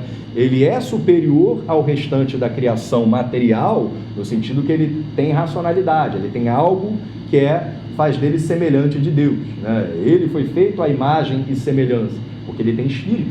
Deus é espírito. O resto da matéria criada não tem espírito, né?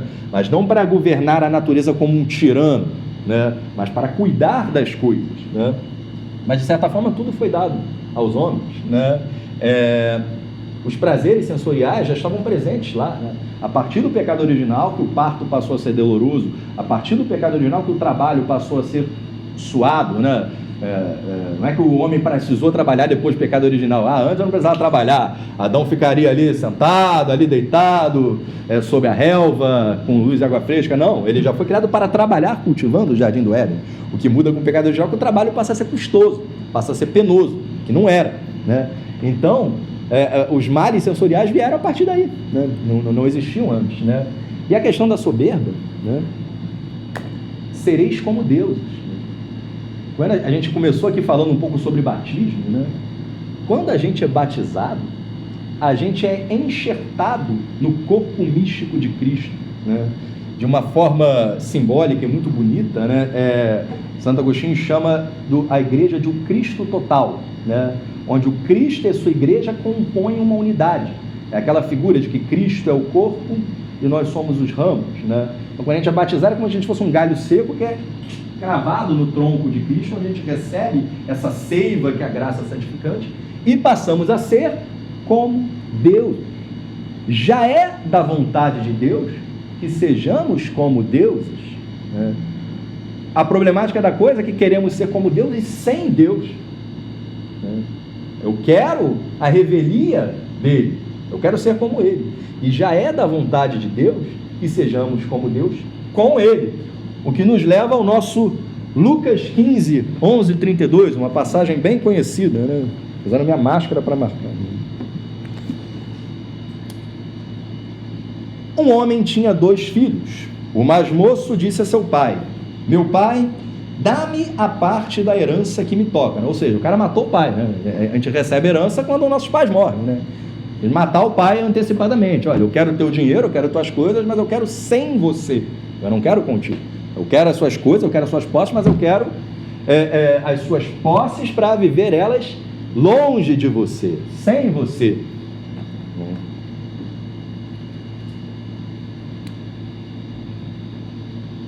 O pai então repartiu entre eles os haveres. Poucos dias depois, ajuntando tudo que lhe pertencia, partiu o filho mais moço para um país muito distante e lá dissipou a sua fortuna vivendo dissolutamente. Depois de ter esbanjado tudo, sensorial, né? Aqui também, né? E também aqui. Eu quero as suas coisas sem você, né? Uma certa soberba isso, né? Matar o pai antes da hora, né?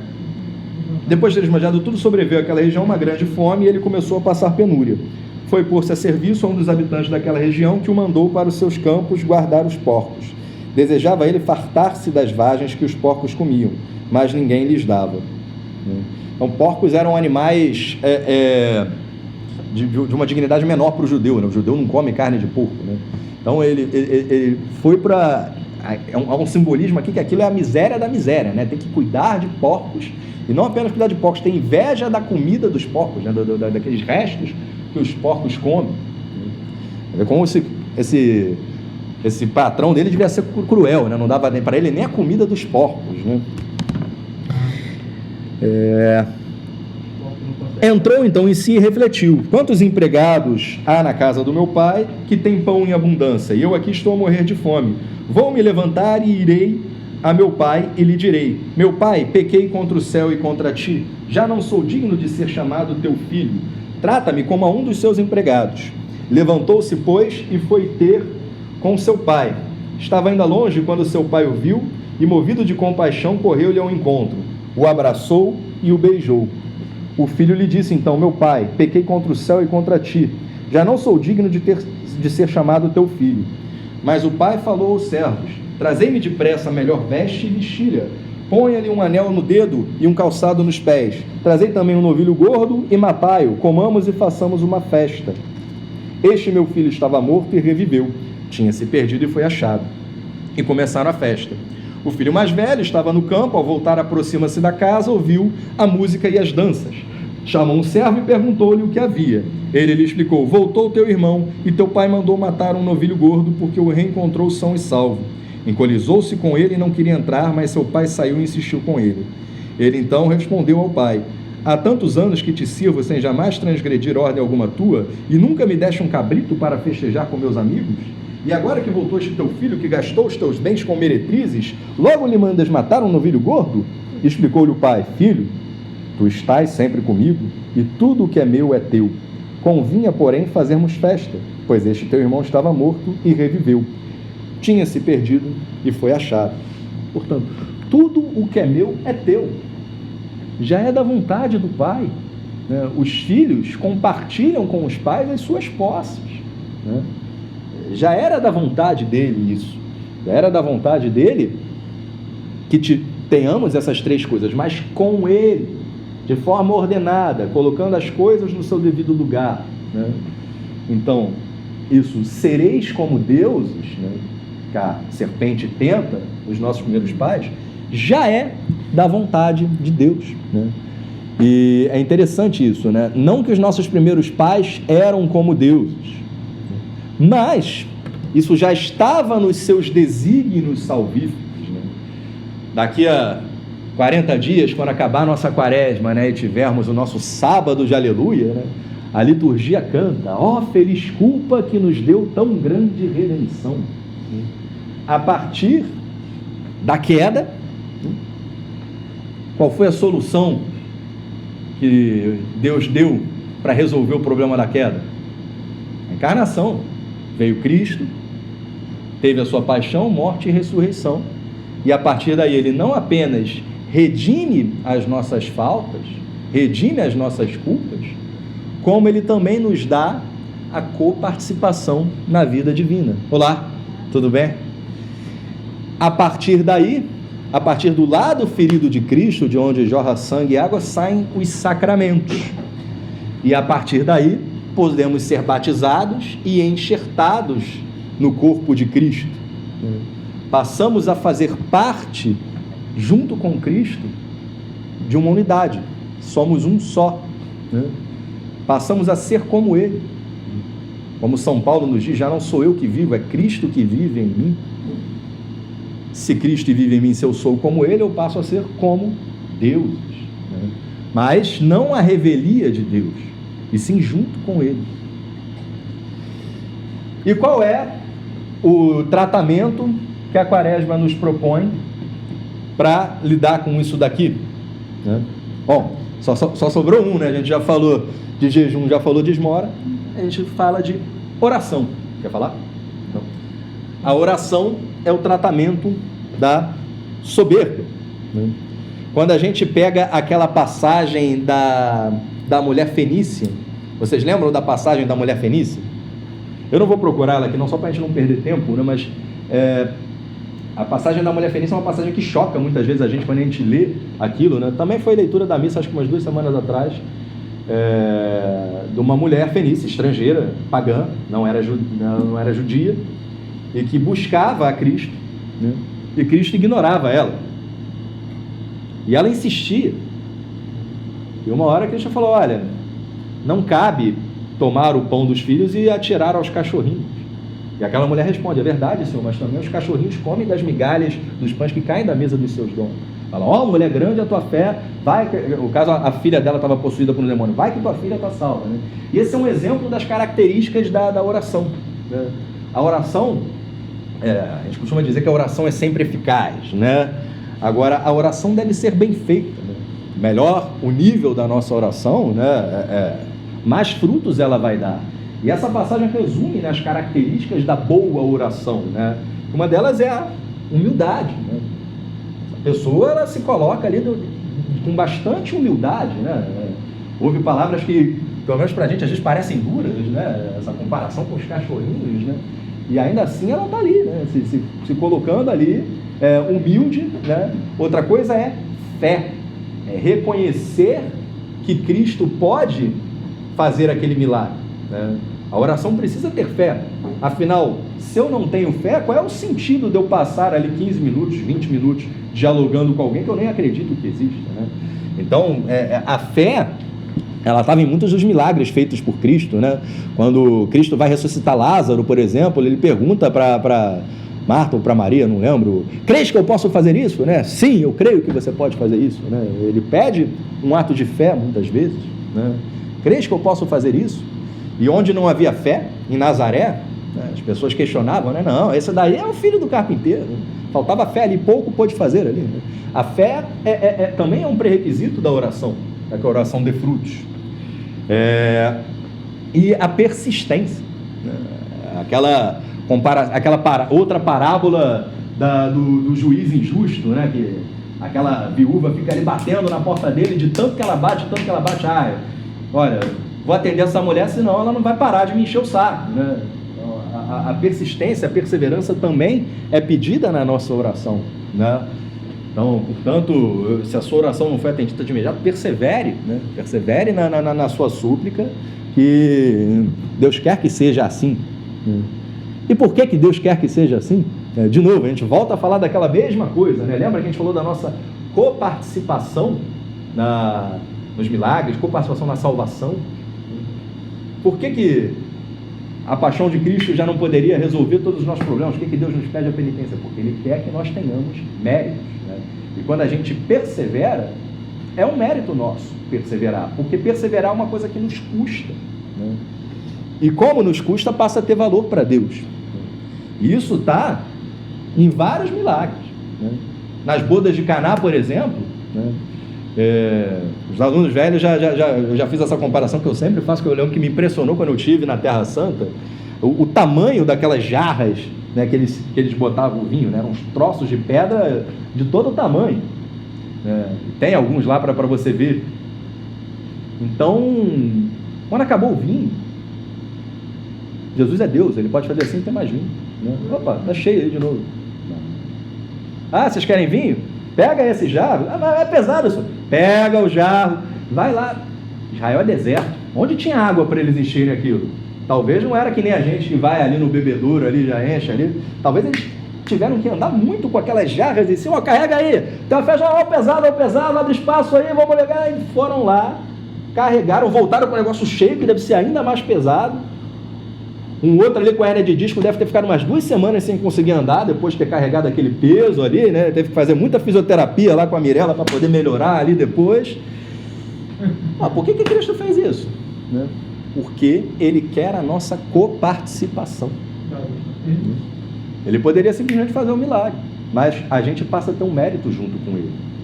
A multiplicação dos pães, né? Poxa, por que Ele não podia fazer assim e ter pão para todo mundo? Não.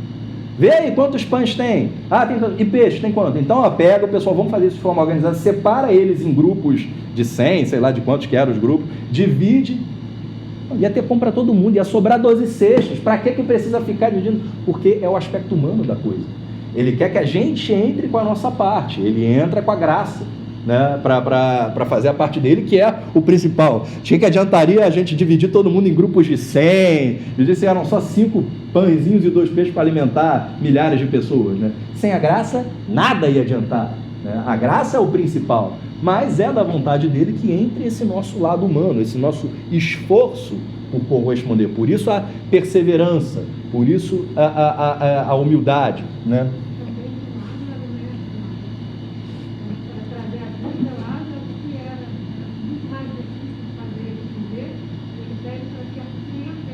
Sim. Pois é, já ser um sufoco também, né? E o pessoal ainda reclamando, mas já fede, né? Já está cheirando mal, a gente vai tirar essa pedra, vai vir mó fedor lá de dentro, né? É custoso, né? O que é tirar a pedra? Não, ele pede essa nossa participação, né?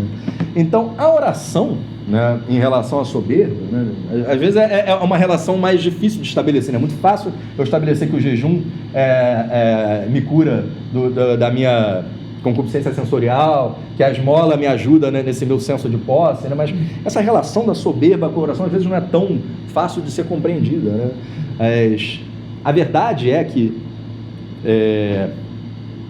muitos dos cristãos não rezam.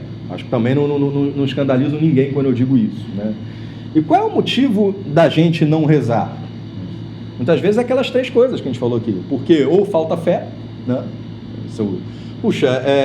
Oração do terço, né? Uma oração tão querida por Nossa Senhora, né? Nas aparições em Fátima, em Lourdes, deixou isso tão claro que ela gosta dessa oração, que ela pede para que a gente reze o terço, né? Mas tem algumas pessoas que falam, olha, para mim não faz sentido eu ficar repetindo aquelas Ave Marias, juntando aquelas contas, eu vou gastar 20 minutos fazendo isso, e são tantas coisas importantes que eu tenho. Isso é falta de fé, né? Isso é falta de fé, você não acreditar que a oração move montanhas, né? Que tem esse poder, né? Se você pedir, essas montanhas vão se mover. Então, falta fé, né? Falta humildade muitas vezes, né? Por que humildade? Porque Deus nos pede para que rezemos, né? A igreja pede para que a gente reze, né? E falta da humildade quando, na nossa soberba, a gente acredita que os nossos ativismos são mais importantes do que a oração, né? Isso é muito verdade no século XXI. A gente vive um tempo de muito ativismo. São muitas coisas que a gente precisa fazer. Oração, tudo bem, fazia sentido até lá o século XIX, que o pessoal tinha tempo para fazer um monte de coisa, né? Hoje tem o trânsito, tem meu trabalho, eu tenho que fazer academia, eu tenho que cuidar da criança, eu não tenho tempo para fazer isso. Não é verdade, né? Não é verdade. Em todos os tempos as pessoas tinham essas mesmas atribulações, né? Então, não é verdade que hoje o tempo é diferente, né? As famílias numerosas lidam com isso o tempo todo, né? Fala assim, puxa, mas a sua esposa está grávida do 4º filho, vocês são loucos, né? Hoje em dia isso não faz mais sentido. Não, mas a minha avó teve 5 filhos, né? Talvez a maioria de vocês, né, os avós e as outras gerações, o normal era as famílias terem muitos filhos, né? Mas naquele tempo era diferente, naquele tempo era mais fácil. Não era mais fácil, né? Outro dia falaram isso, a minha avó estava presente. Foi fácil para a senhora, avó? Que não tinha máquina de lavar, que não tinha forno de micro-ondas, que não tinha todas essas facilidades do mundo moderno, tocar a casa e criar 5 filhos, né? Claro que não foi fácil, claro que era custoso, mas volta aquilo que você falou, né? A gente está muito mal acostumado com facilidades demais do mundo moderno, né? Tudo que é um pouquinho mais custoso para a gente é ainda mais custoso porque a gente está mal acostumado, né? Mas o fato é que falta tempo hoje, sempre faltou tempo, né? Mas priorizar tempo para oração é um ato de humildade, é entender que, por mais importante que seja a minha atividade que eu estou me propondo a fazer, rezar é ainda mais importante, né? É aquela história de Marta e Maria, né? Marta está lá, atribulada, lá para servir todo mundo, para preparar as refeições, para que todo mundo esteja bem, e Maria está lá parada aos pés de Cristo. Ó Senhor, dá um tapa aí na Maria. Pô, Maria, me ajuda aí, cara. Olha quanta coisa tem para fazer e tal. Não, Maria. Não, Marta. Ela está fazendo aquilo que é mais importante. Ela está ouvindo o Senhor. A oração é isso. A oração é orar, é dialogar, é conversar com Deus, né? Então, estar aos pés de Cristo ouvindo o que Ele tem a dizer, isso é oração.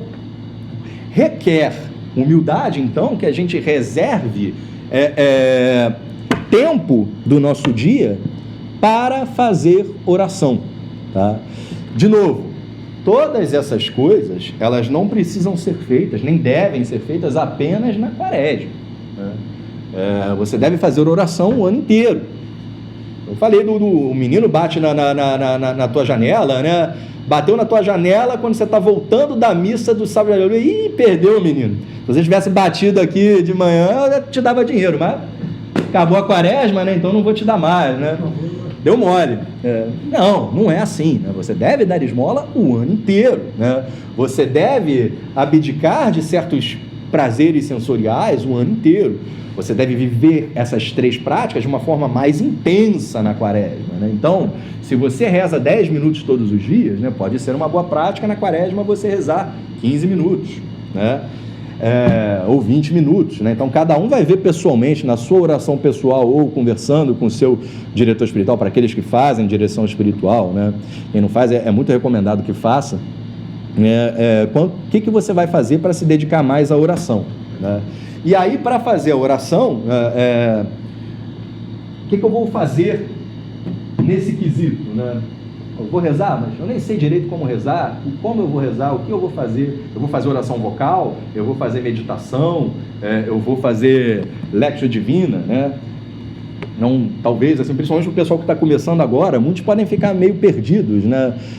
Como eu vou fazer, né? Então eu proponho esse livro aqui do padre Francisco Faus, né? Que é Para Estar com Deus, que são capítulos muito curtinhos, né? Que cada capítulo dele é uma pequena prática de piedade que você pode fazer para estar fazendo oração, que pode ser a oração mental, né? A meditação, que você vai ali fecha a porta, está ali no teu quarto,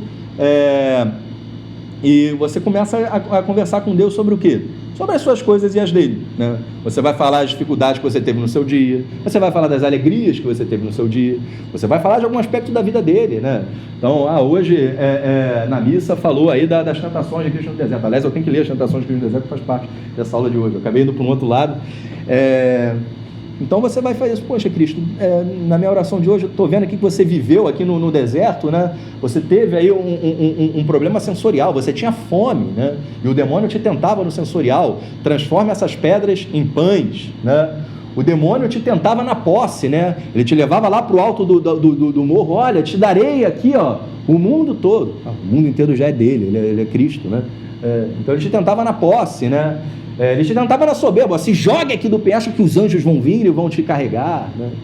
Puxa, eu sou tentado as mesmas coisas que o demônio te tentou, ele me tenta também, né? Então me ajuda aí a ter essa mesma perseverança que você teve para vencer isso e vá de retro, Satanás. Sai de mim, Satanás, né? É o diálogo que você está tendo na oração. Você está conversando sobre Cristo com as coisas dele, você está falando sobre as suas coisas. Isso seria oração mental. Muita gente leva para a oração mental um pequeno livro espiritual, ou o evangelho, ou uma imagem, né, que pode servir de tema, né, de assunto, né? Ou tem muita gente que usa para cada dia da semana um tema para levar para oração mental. Então, na quinta-feira eu vou rezar sobre a Eucaristia, né? Na sexta-feira eu vou rezar sobre a paixão, né? Em sábado você vai fazer uma oração mais mariana, terça você vai meditar sobre a filiação divina, né? Puxa, eu sou filho de Deus, né? Isso é uma soberba, né? Isso é uma santa soberba, né? Isso é uma soberba que eu incentivo vocês a terem, né? A andar como filhos de Deus, né? Você andar pelo mundo assim, poxa, eu sou filho de Deus, né? Deus é o dono disso aqui, eu sou filho dele, então eu também sou dono disso tudo, né? Não no sentido de se pensar melhor do que os outros, né? Mas no sentido de pensar que você é filho de Deus. Então que Deus é um pai amoroso que vai te dar tudo, né? Você tem que ser com ele, né? Filho de Deus com ele, né? Não como filho pródigo ir lá para longe, né? Mas que você seja como ele, né? Ciente que temos essa grandeza de sermos filhos de Deus. A vocação cristã é uma vocação de grandiosidade. Isso não é essa soberba. Soberba é diferente de magnanimidade. Soberba é vício. Magnanimidade é virtude. E o que é soberba, o que é magnanimidade? Soberba é quando você se acha melhor do que os outros e melhor do que Deus, né? Eu vou usar melhor o meu tempo sendo ativista, com atividades mundanas, né? Que muitas vezes a gente precisa gastar um tempo danado com as atividades mundanas mesmo, né? Do que fazendo oração, né?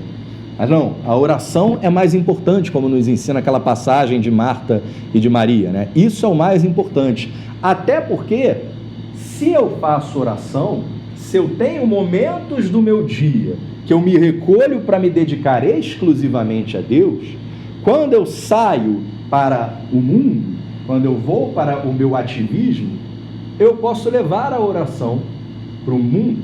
Então, se eu fiz oração, se eu comecei o dia vindo aqui para a missa às 7 da manhã, né, recebi Cristo na Eucaristia e vou para o meu trabalho, eu vou para o meu trabalho divinizado. E eu posso passar a oferecer o meu trabalho como uma continuidade da missa, né? Todas essas obras que eu estou fazendo para você, Senhor. Então, eu lá no meu consultório, eu vou me esforçar para atender melhor aquela pessoa que senta na minha frente. Vou imaginar que a pessoa é Cristo que está sentado aqui. Como é que eu atenderia Cristo se ele sentasse aqui na minha mesa, né? E Cristo nos pede isso, né? Veja Cristo, veja a mim nos doentes, né? Cada vez que você fizeste isso a um desses pequeninos, né, foi a mim que fizeste. Cristo pede que a gente veja ele nos doentes, né? Eu tento fazer muito esse esforço. Isso me ajuda mais se eu faço oração, se eu vou na missa antes de trabalhar. Então o ativismo passa a ganhar um valor maior, porque você passa a trabalhar para Deus, né? Para fazer as coisas, para servir ao outro melhor, né? Não que seja ruim você trabalhar pelo dinheiro, né? Mas é uma finalidade maior você trabalhar para Deus, né? Para justiça, para fazer boas obras, para o bem daqueles que vão usufruir do seu serviço, né? É claro que o seu trabalho fica mais nobre se ele tem as finalidades certas, né? Então, né, a gente acabou de ler, né, quem estava na missa de 8h30, né, a gente vê essas três realidades nas tentações de Cristo no deserto. Tudo bem? Bom dia, gente. Eu sou a Tatiana, só vim aqui me apresentar e fico lá no grupo mandando um monte de coisas. Então, se vocês precisarem, estou às ordens, tá bom? Ai, que bom que a gente voltou. Beijo. Já acabou a missa lá? Acabou a missa, acabou lá. Já tá tudo em ordem. Mas só que o freio não trancar a gente. Não, é Frei Nicolás. É o Frei Nicolás? Fica tranquilo, tá bom? Tá bom. Bom domingo, gente. Um beijo. Então a gente vai ver isso, né? Eu vou ler aqui porque esse ano a gente está no ano B, né? A gente tem o ano litúrgico A, B e C, né? No ano A a gente lê Mateus, no B Marcos, no C Lucas, né? Aí depois volta para Mateus. Não lê João, né? João a gente lê em geral tempo de Páscoa. A gente está lendo esse ano São Marcos, né? E é muito, quem estava na missa agora viu, né? É muito curtinho, né, a passagem por Marcos. Marcos é muito sucinto. Não, Páscoa vai ler Lucas. A gente lê João. Uhum. E lê na primeira leitura o Atos dos Apóstolos, no tempo pascal. Então, em Mateus, a provação no deserto vai estar no começo do capítulo 4, né? Em seguida, Jesus foi conduzido pelo Espírito ao deserto para ser tentado pelo demônio. Já tem um ponto interessante aí, né? A questão aí das penitências, né? Muitas vezes a gente não quer elas, mas o Espírito nos conduz a elas. A gente acabado de ser batizado, o Espírito Santo, né? A gente entende aqui por Espírito Santo, já foi conduzido pelo Espírito com E maiúsculo, ele está falando do Espírito Santo, para o deserto, né? Então, muitas vezes o Espírito Santo nos move a fazer essas práticas de penitência, né? Às vezes não é a nossa vontade, né? O próprio Cristo, ele se esforçava por configurar. Olha como a oração é uma ferramenta como a soberba. O próprio Cristo usava a oração para configurar a sua vontade com a vontade do Pai, né? A gente tem isso no Getsemane, né? Pai, afasta de mim esse cálice. Ou seja, qual é a vontade de Cristo? É para a cruz? Não. Cristo também sofre com a penitência como nós. Não era a vontade dele aquilo. Mas, porém, entretanto, não se faça a minha vontade, mas a sua. Isso é custoso para mim, né? Passar 40 dias jejuando no deserto, sem dúvida que foi custoso para Cristo, né? Mas ele foi guiado, aqui no caso da quaresma, pelo Espírito Santo, no Getsemane, pela vontade do Pai. Então, isso é um exemplo de oração. A oração atua na nossa soberba quando a gente tem como modelo de oração a oração do Getsemane, quando a gente configura a nossa vontade com a vontade de Deus, através da oração. O que eu quero, o que você quer, né? Então, eu quero querer o que você quer. Santo Agostinho coloca isso de uma forma muito bonita, né? Pai, como é que ele diz? Dai-me o que me pedes e me pedes o que quiseres. Então, pode me pedir o que você quiser e dai-me as ferramentas para que eu possa fazer aquilo que você me pede, né? Isso está em Cristo no Getsemane, né? Cristo estava morrendo de medo. Ele estava tão nervoso que ele suava sangue. Estava ali, ele, aflito, pedia a companhia dos amigos. Pô, eu estou aflito aqui, fica aqui comigo, né? É muito bonito você ver esse lado tão humano de Cristo, né? Perfeito Deus, perfeito homem. Ele está ali em toda a sua humanidade, né? Com a mesma aflição, ele está aflito, né? Ciente já do que ele vai passar, né? Suava sangue ali, né? E depois que ele faz esse tempo de oração, sai dali uma fortaleza impressionante, né? Ele passa aquele período de oração, ele se levanta, as pessoas chegam para buscá-lo. Quem vocês procuraram? Jesus, que sou eu. As pessoas caem no chão, né? Leia isso em São João, né? Tal era a fortaleza dele, que as pessoas caíam no chão. Aí eles levantavam. Já perguntei o que vocês vieram fazer. Pegar aqueles. Sou eu, já disse, estou aqui, né? Uma fortaleza assim, né? Isso é fruto da oração. A gente configurar a nossa vontade com a vontade de Deus, e não apenas isso, mas pela oração Deus também nos capacita a fazer aquilo que Ele nos pede, né? Dai-me o que me pedes e me pedes o que quiseres, ensina Santo Agostinho.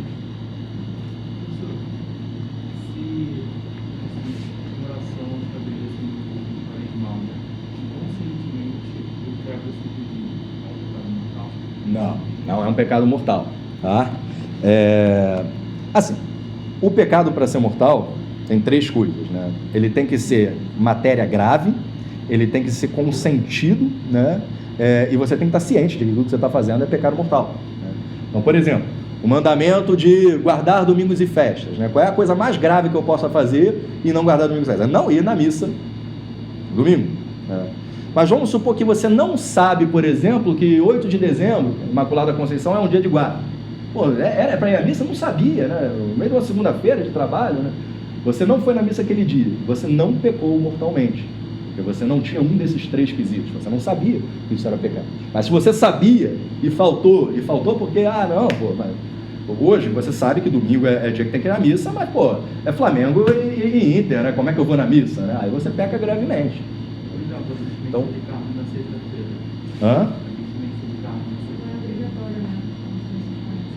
assim, eu acho que dificilmente você vai pecar mortalmente se você abrir mão disso, né? Tem isso que você falou, né? No Brasil, a CNBB permite que você mude a sua mortificação, né? O Pedro não gosta disso, não. Ele fala, não, continua assim, como é que no mundo inteiro o pessoal não come carne, só aqui que tem essa maluquice de mudar, né? O fato é que os nossos bispos, né, aqueles que representam a igreja pra gente, nos permitem mudar, né? Então, se você quiser tomar um banho frio ou vestir o sapato 38 na sexta-feira como mortificação, né, você não peca, né? Na quarta-feira de cinzas e na sexta-feira da paixão, você já teria uma motivação maior, né? Essa questão da CNBB é para as sextas-feiras, né? Ela não é para quarta-feira de cinzas, né? Se você pecou gravemente, se comeu carne, olha, não sei te responder, né? Isso teria que perguntar direto para o sacerdote, né? Se isso seria, mas se você não sabia que você não deveria comer carne, né? Ou tem a questão do ser deliberado também, né? O que é o ser deliberado? Às vezes você sabe, mas aquela ideia do é mais forte do que você, né? Então isso, algumas vezes, para uma pessoa que tem um vício, né, e acaba cedendo e cai no vício, né, a culpa é menor do que aquela pessoa que faz ali a sangue frio e não foi porque a pessoa tinha vontade fraca, né? Mas eu acho que dificilmente fala, Miriam.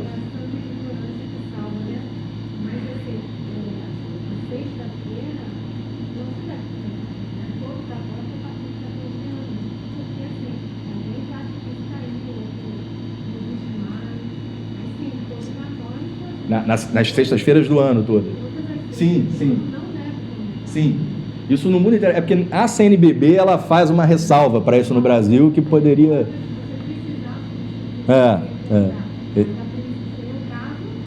A gente não recomenda, né, aqui na catequese de adultos. Na aula do Pedro semana passada, acho que ele foi bem enfático nisso, né? Você poderia mudar para outra modificação, mas a gente não recomenda, né? É o que você mantém, que é o que a igreja sempre fez, né, todos os tempos, e faz no mundo inteiro, né? Agora, se você fazendo isso é pecado grave, eu acho que não, né? Seria mais seguro, se você tem alguma coisa pessoal sua, conversar direto com o sacerdote mesmo, né? Que seria quem estaria mais capacitado. Oi? Contra o mandamento, aí sim. Para ser pecado grave é você pecar gravemente contra o mandamento, você ser deliberado e você ter consciência do que você está fazendo, né?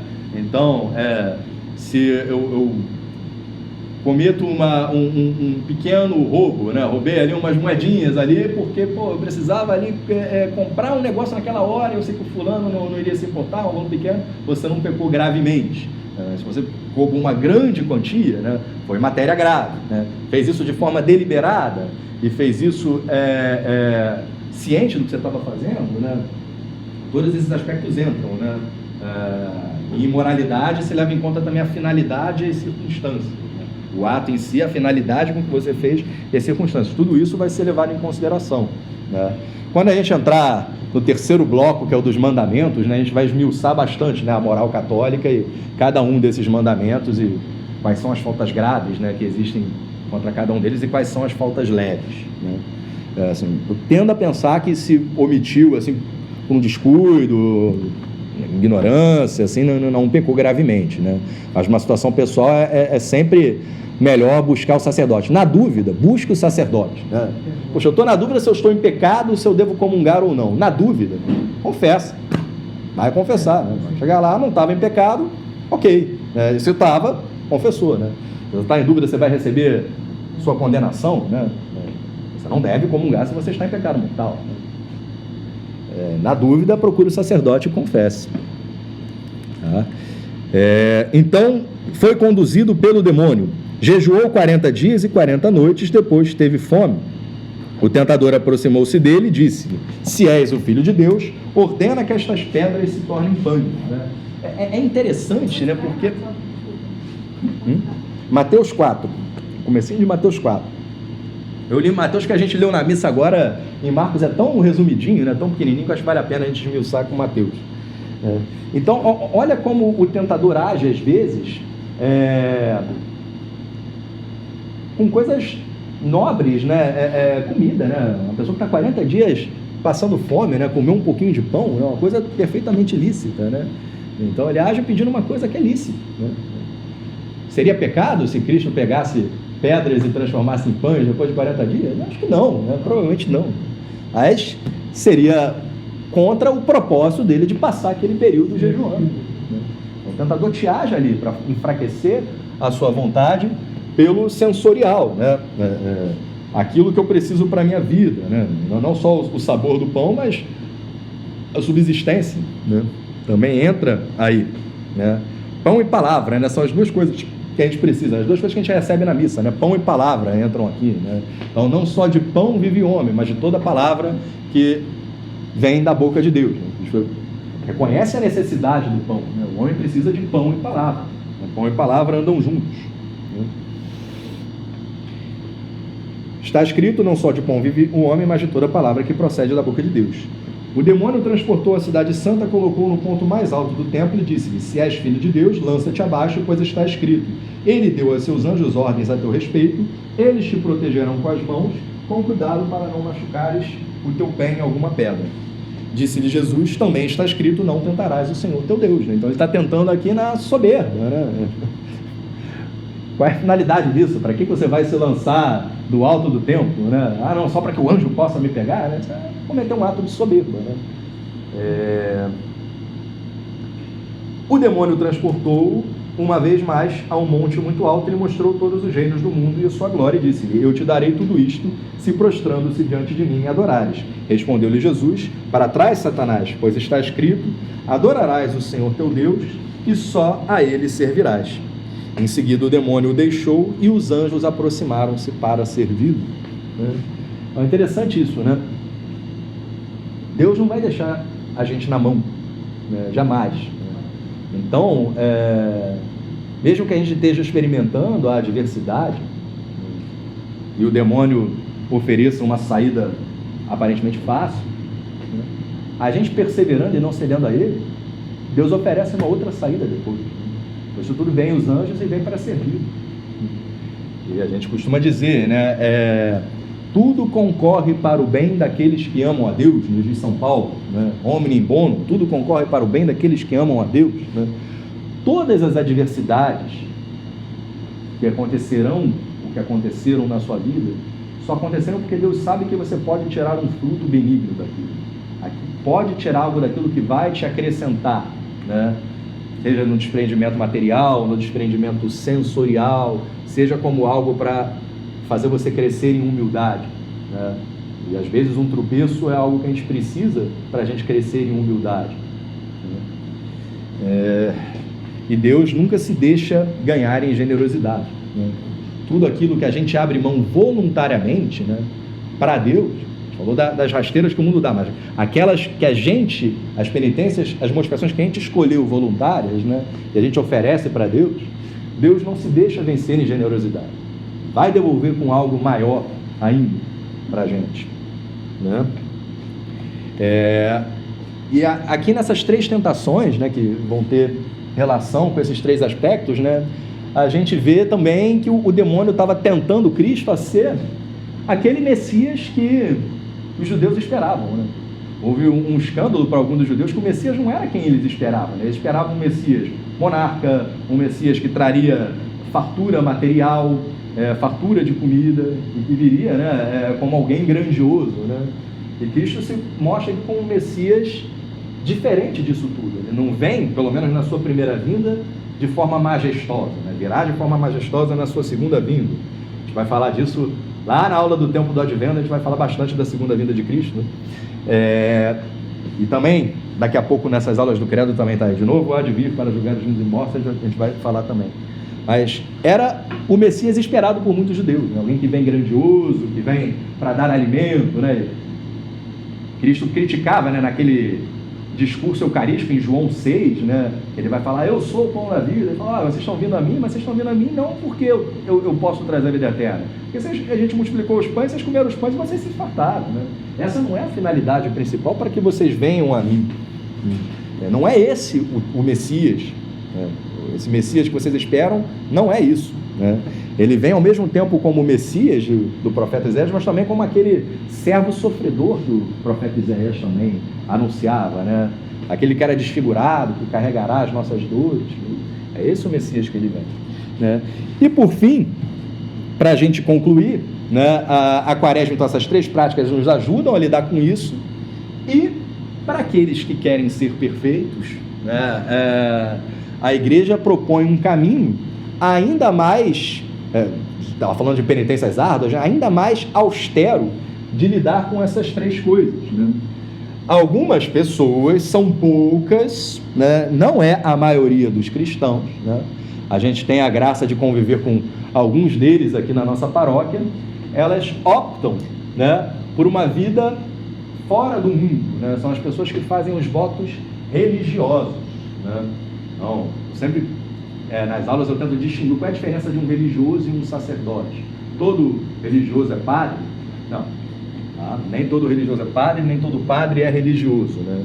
Os perfeitos, os religiosos, as pessoas que entraram numa ordem religiosa, elas o fazem sem necessariamente se ordenar. Ele pode ser um monge, viver num mosteiro, ou um eremita, né?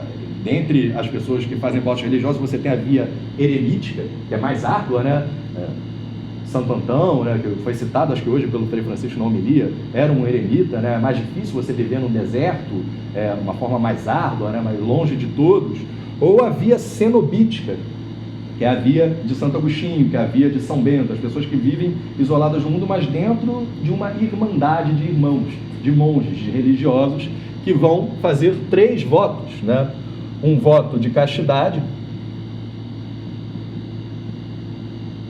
eles não se casam, né? Eles vão viver como celibatários, né? Então, eles abrem mão dos prazeres de ter uma família, do sexo, do casamento, vão viver castos, né? Celibatários, fazem um voto de pobreza. O padre que não é religioso, ele não faz voto de pobreza. Pode ter sua esposa, o religioso ele vai dar tudo para a sua ordem de frades, né? Tudo que tem, ele vai viver como pobre, né? Não vai ter nada para si. E ele faz um voto de obediência, né? A Deus em primeiro lugar e aos seus superiores, né? na sua ordem religiosa, né? Esses 3 votos que os religiosos fazem também são ferramentas poderosas para lidar com essas 3 fragilidades aí que o pecado original gerou, né? Nos nossos seres, né? E que nos fragilizaram em relação a isso, né? De forma que esses exercícios espirituais eles vão nos ajudar então a ser corredentores, né? Nesse sentido que nos faz coparticipantes da paixão de Cristo, né? E 2, nos ajudam a colocar as coisas no seu devido lugar, nos dão um ordenamento, né? Do espírito governando o corpo e não o contrário, né? Então, Tomás de Aquino ele faz uma imagem de um cavaleiro, né? O cavaleiro, comunidade, cavalo e homem, né? O homem representaria o espírito, o cavalo, o corpo, né? O espírito deve guiar o corpo e não o contrário. A inteligência deve guiar os atos e esses exercícios nos ajudam nesse sentido, né? Então, espero que essa meta que eu tracei aqui no começo da aula, que é explicar o porquê de se fazer penitência, eu espero que isso tenha ficado entendido, né? Não é algo negativo, é algo que nos ajuda, é algo que nos faz viver como homens, né? Como mulheres, né? Por quê? Porque nos faz viver não como bichos, né? Bichos que são governados pelos seus corpos, né? O leão ele não tem razão, ele vai agir sobre os seus instintos, né? É o que permitiram ao Neo do Matrix, né? Vocês viram que eu gosto de cinema, eu já falei aqui de Poderoso Chefão, né? Mas eu sempre cito essa cena do Matrix 2, que acho que é o Reloaded, né? E tem no final do Matrix 2, eu não lembro exatamente qual era a questão, mas o Neo tinha que tomar uma decisão. Ou ele acabava com a matriz, ou ele matava o mundo inteiro. Ele está lá diante do computador e o computador vira para ele: olha, você é um ser biológico. Eu consigo ver os seus neurotransmissores andando no seu cérebro e eu já sei a decisão que você vai tomar antes mesmo que você tome. Eu vejo aqui os neurotransmissores, qual é a sua tomada de decisão. Você é fruto de bioquímica cerebral. As suas decisões não existem. Elas são secundárias à sua bioquímica cerebral.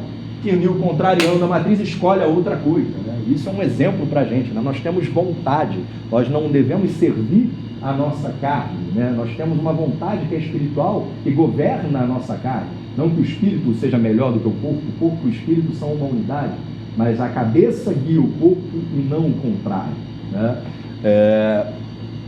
Os psicólogos chamam de dissociação inteligência-vontade, né? Quando a nossa vontade não obedece à nossa inteligência, mas o corpo.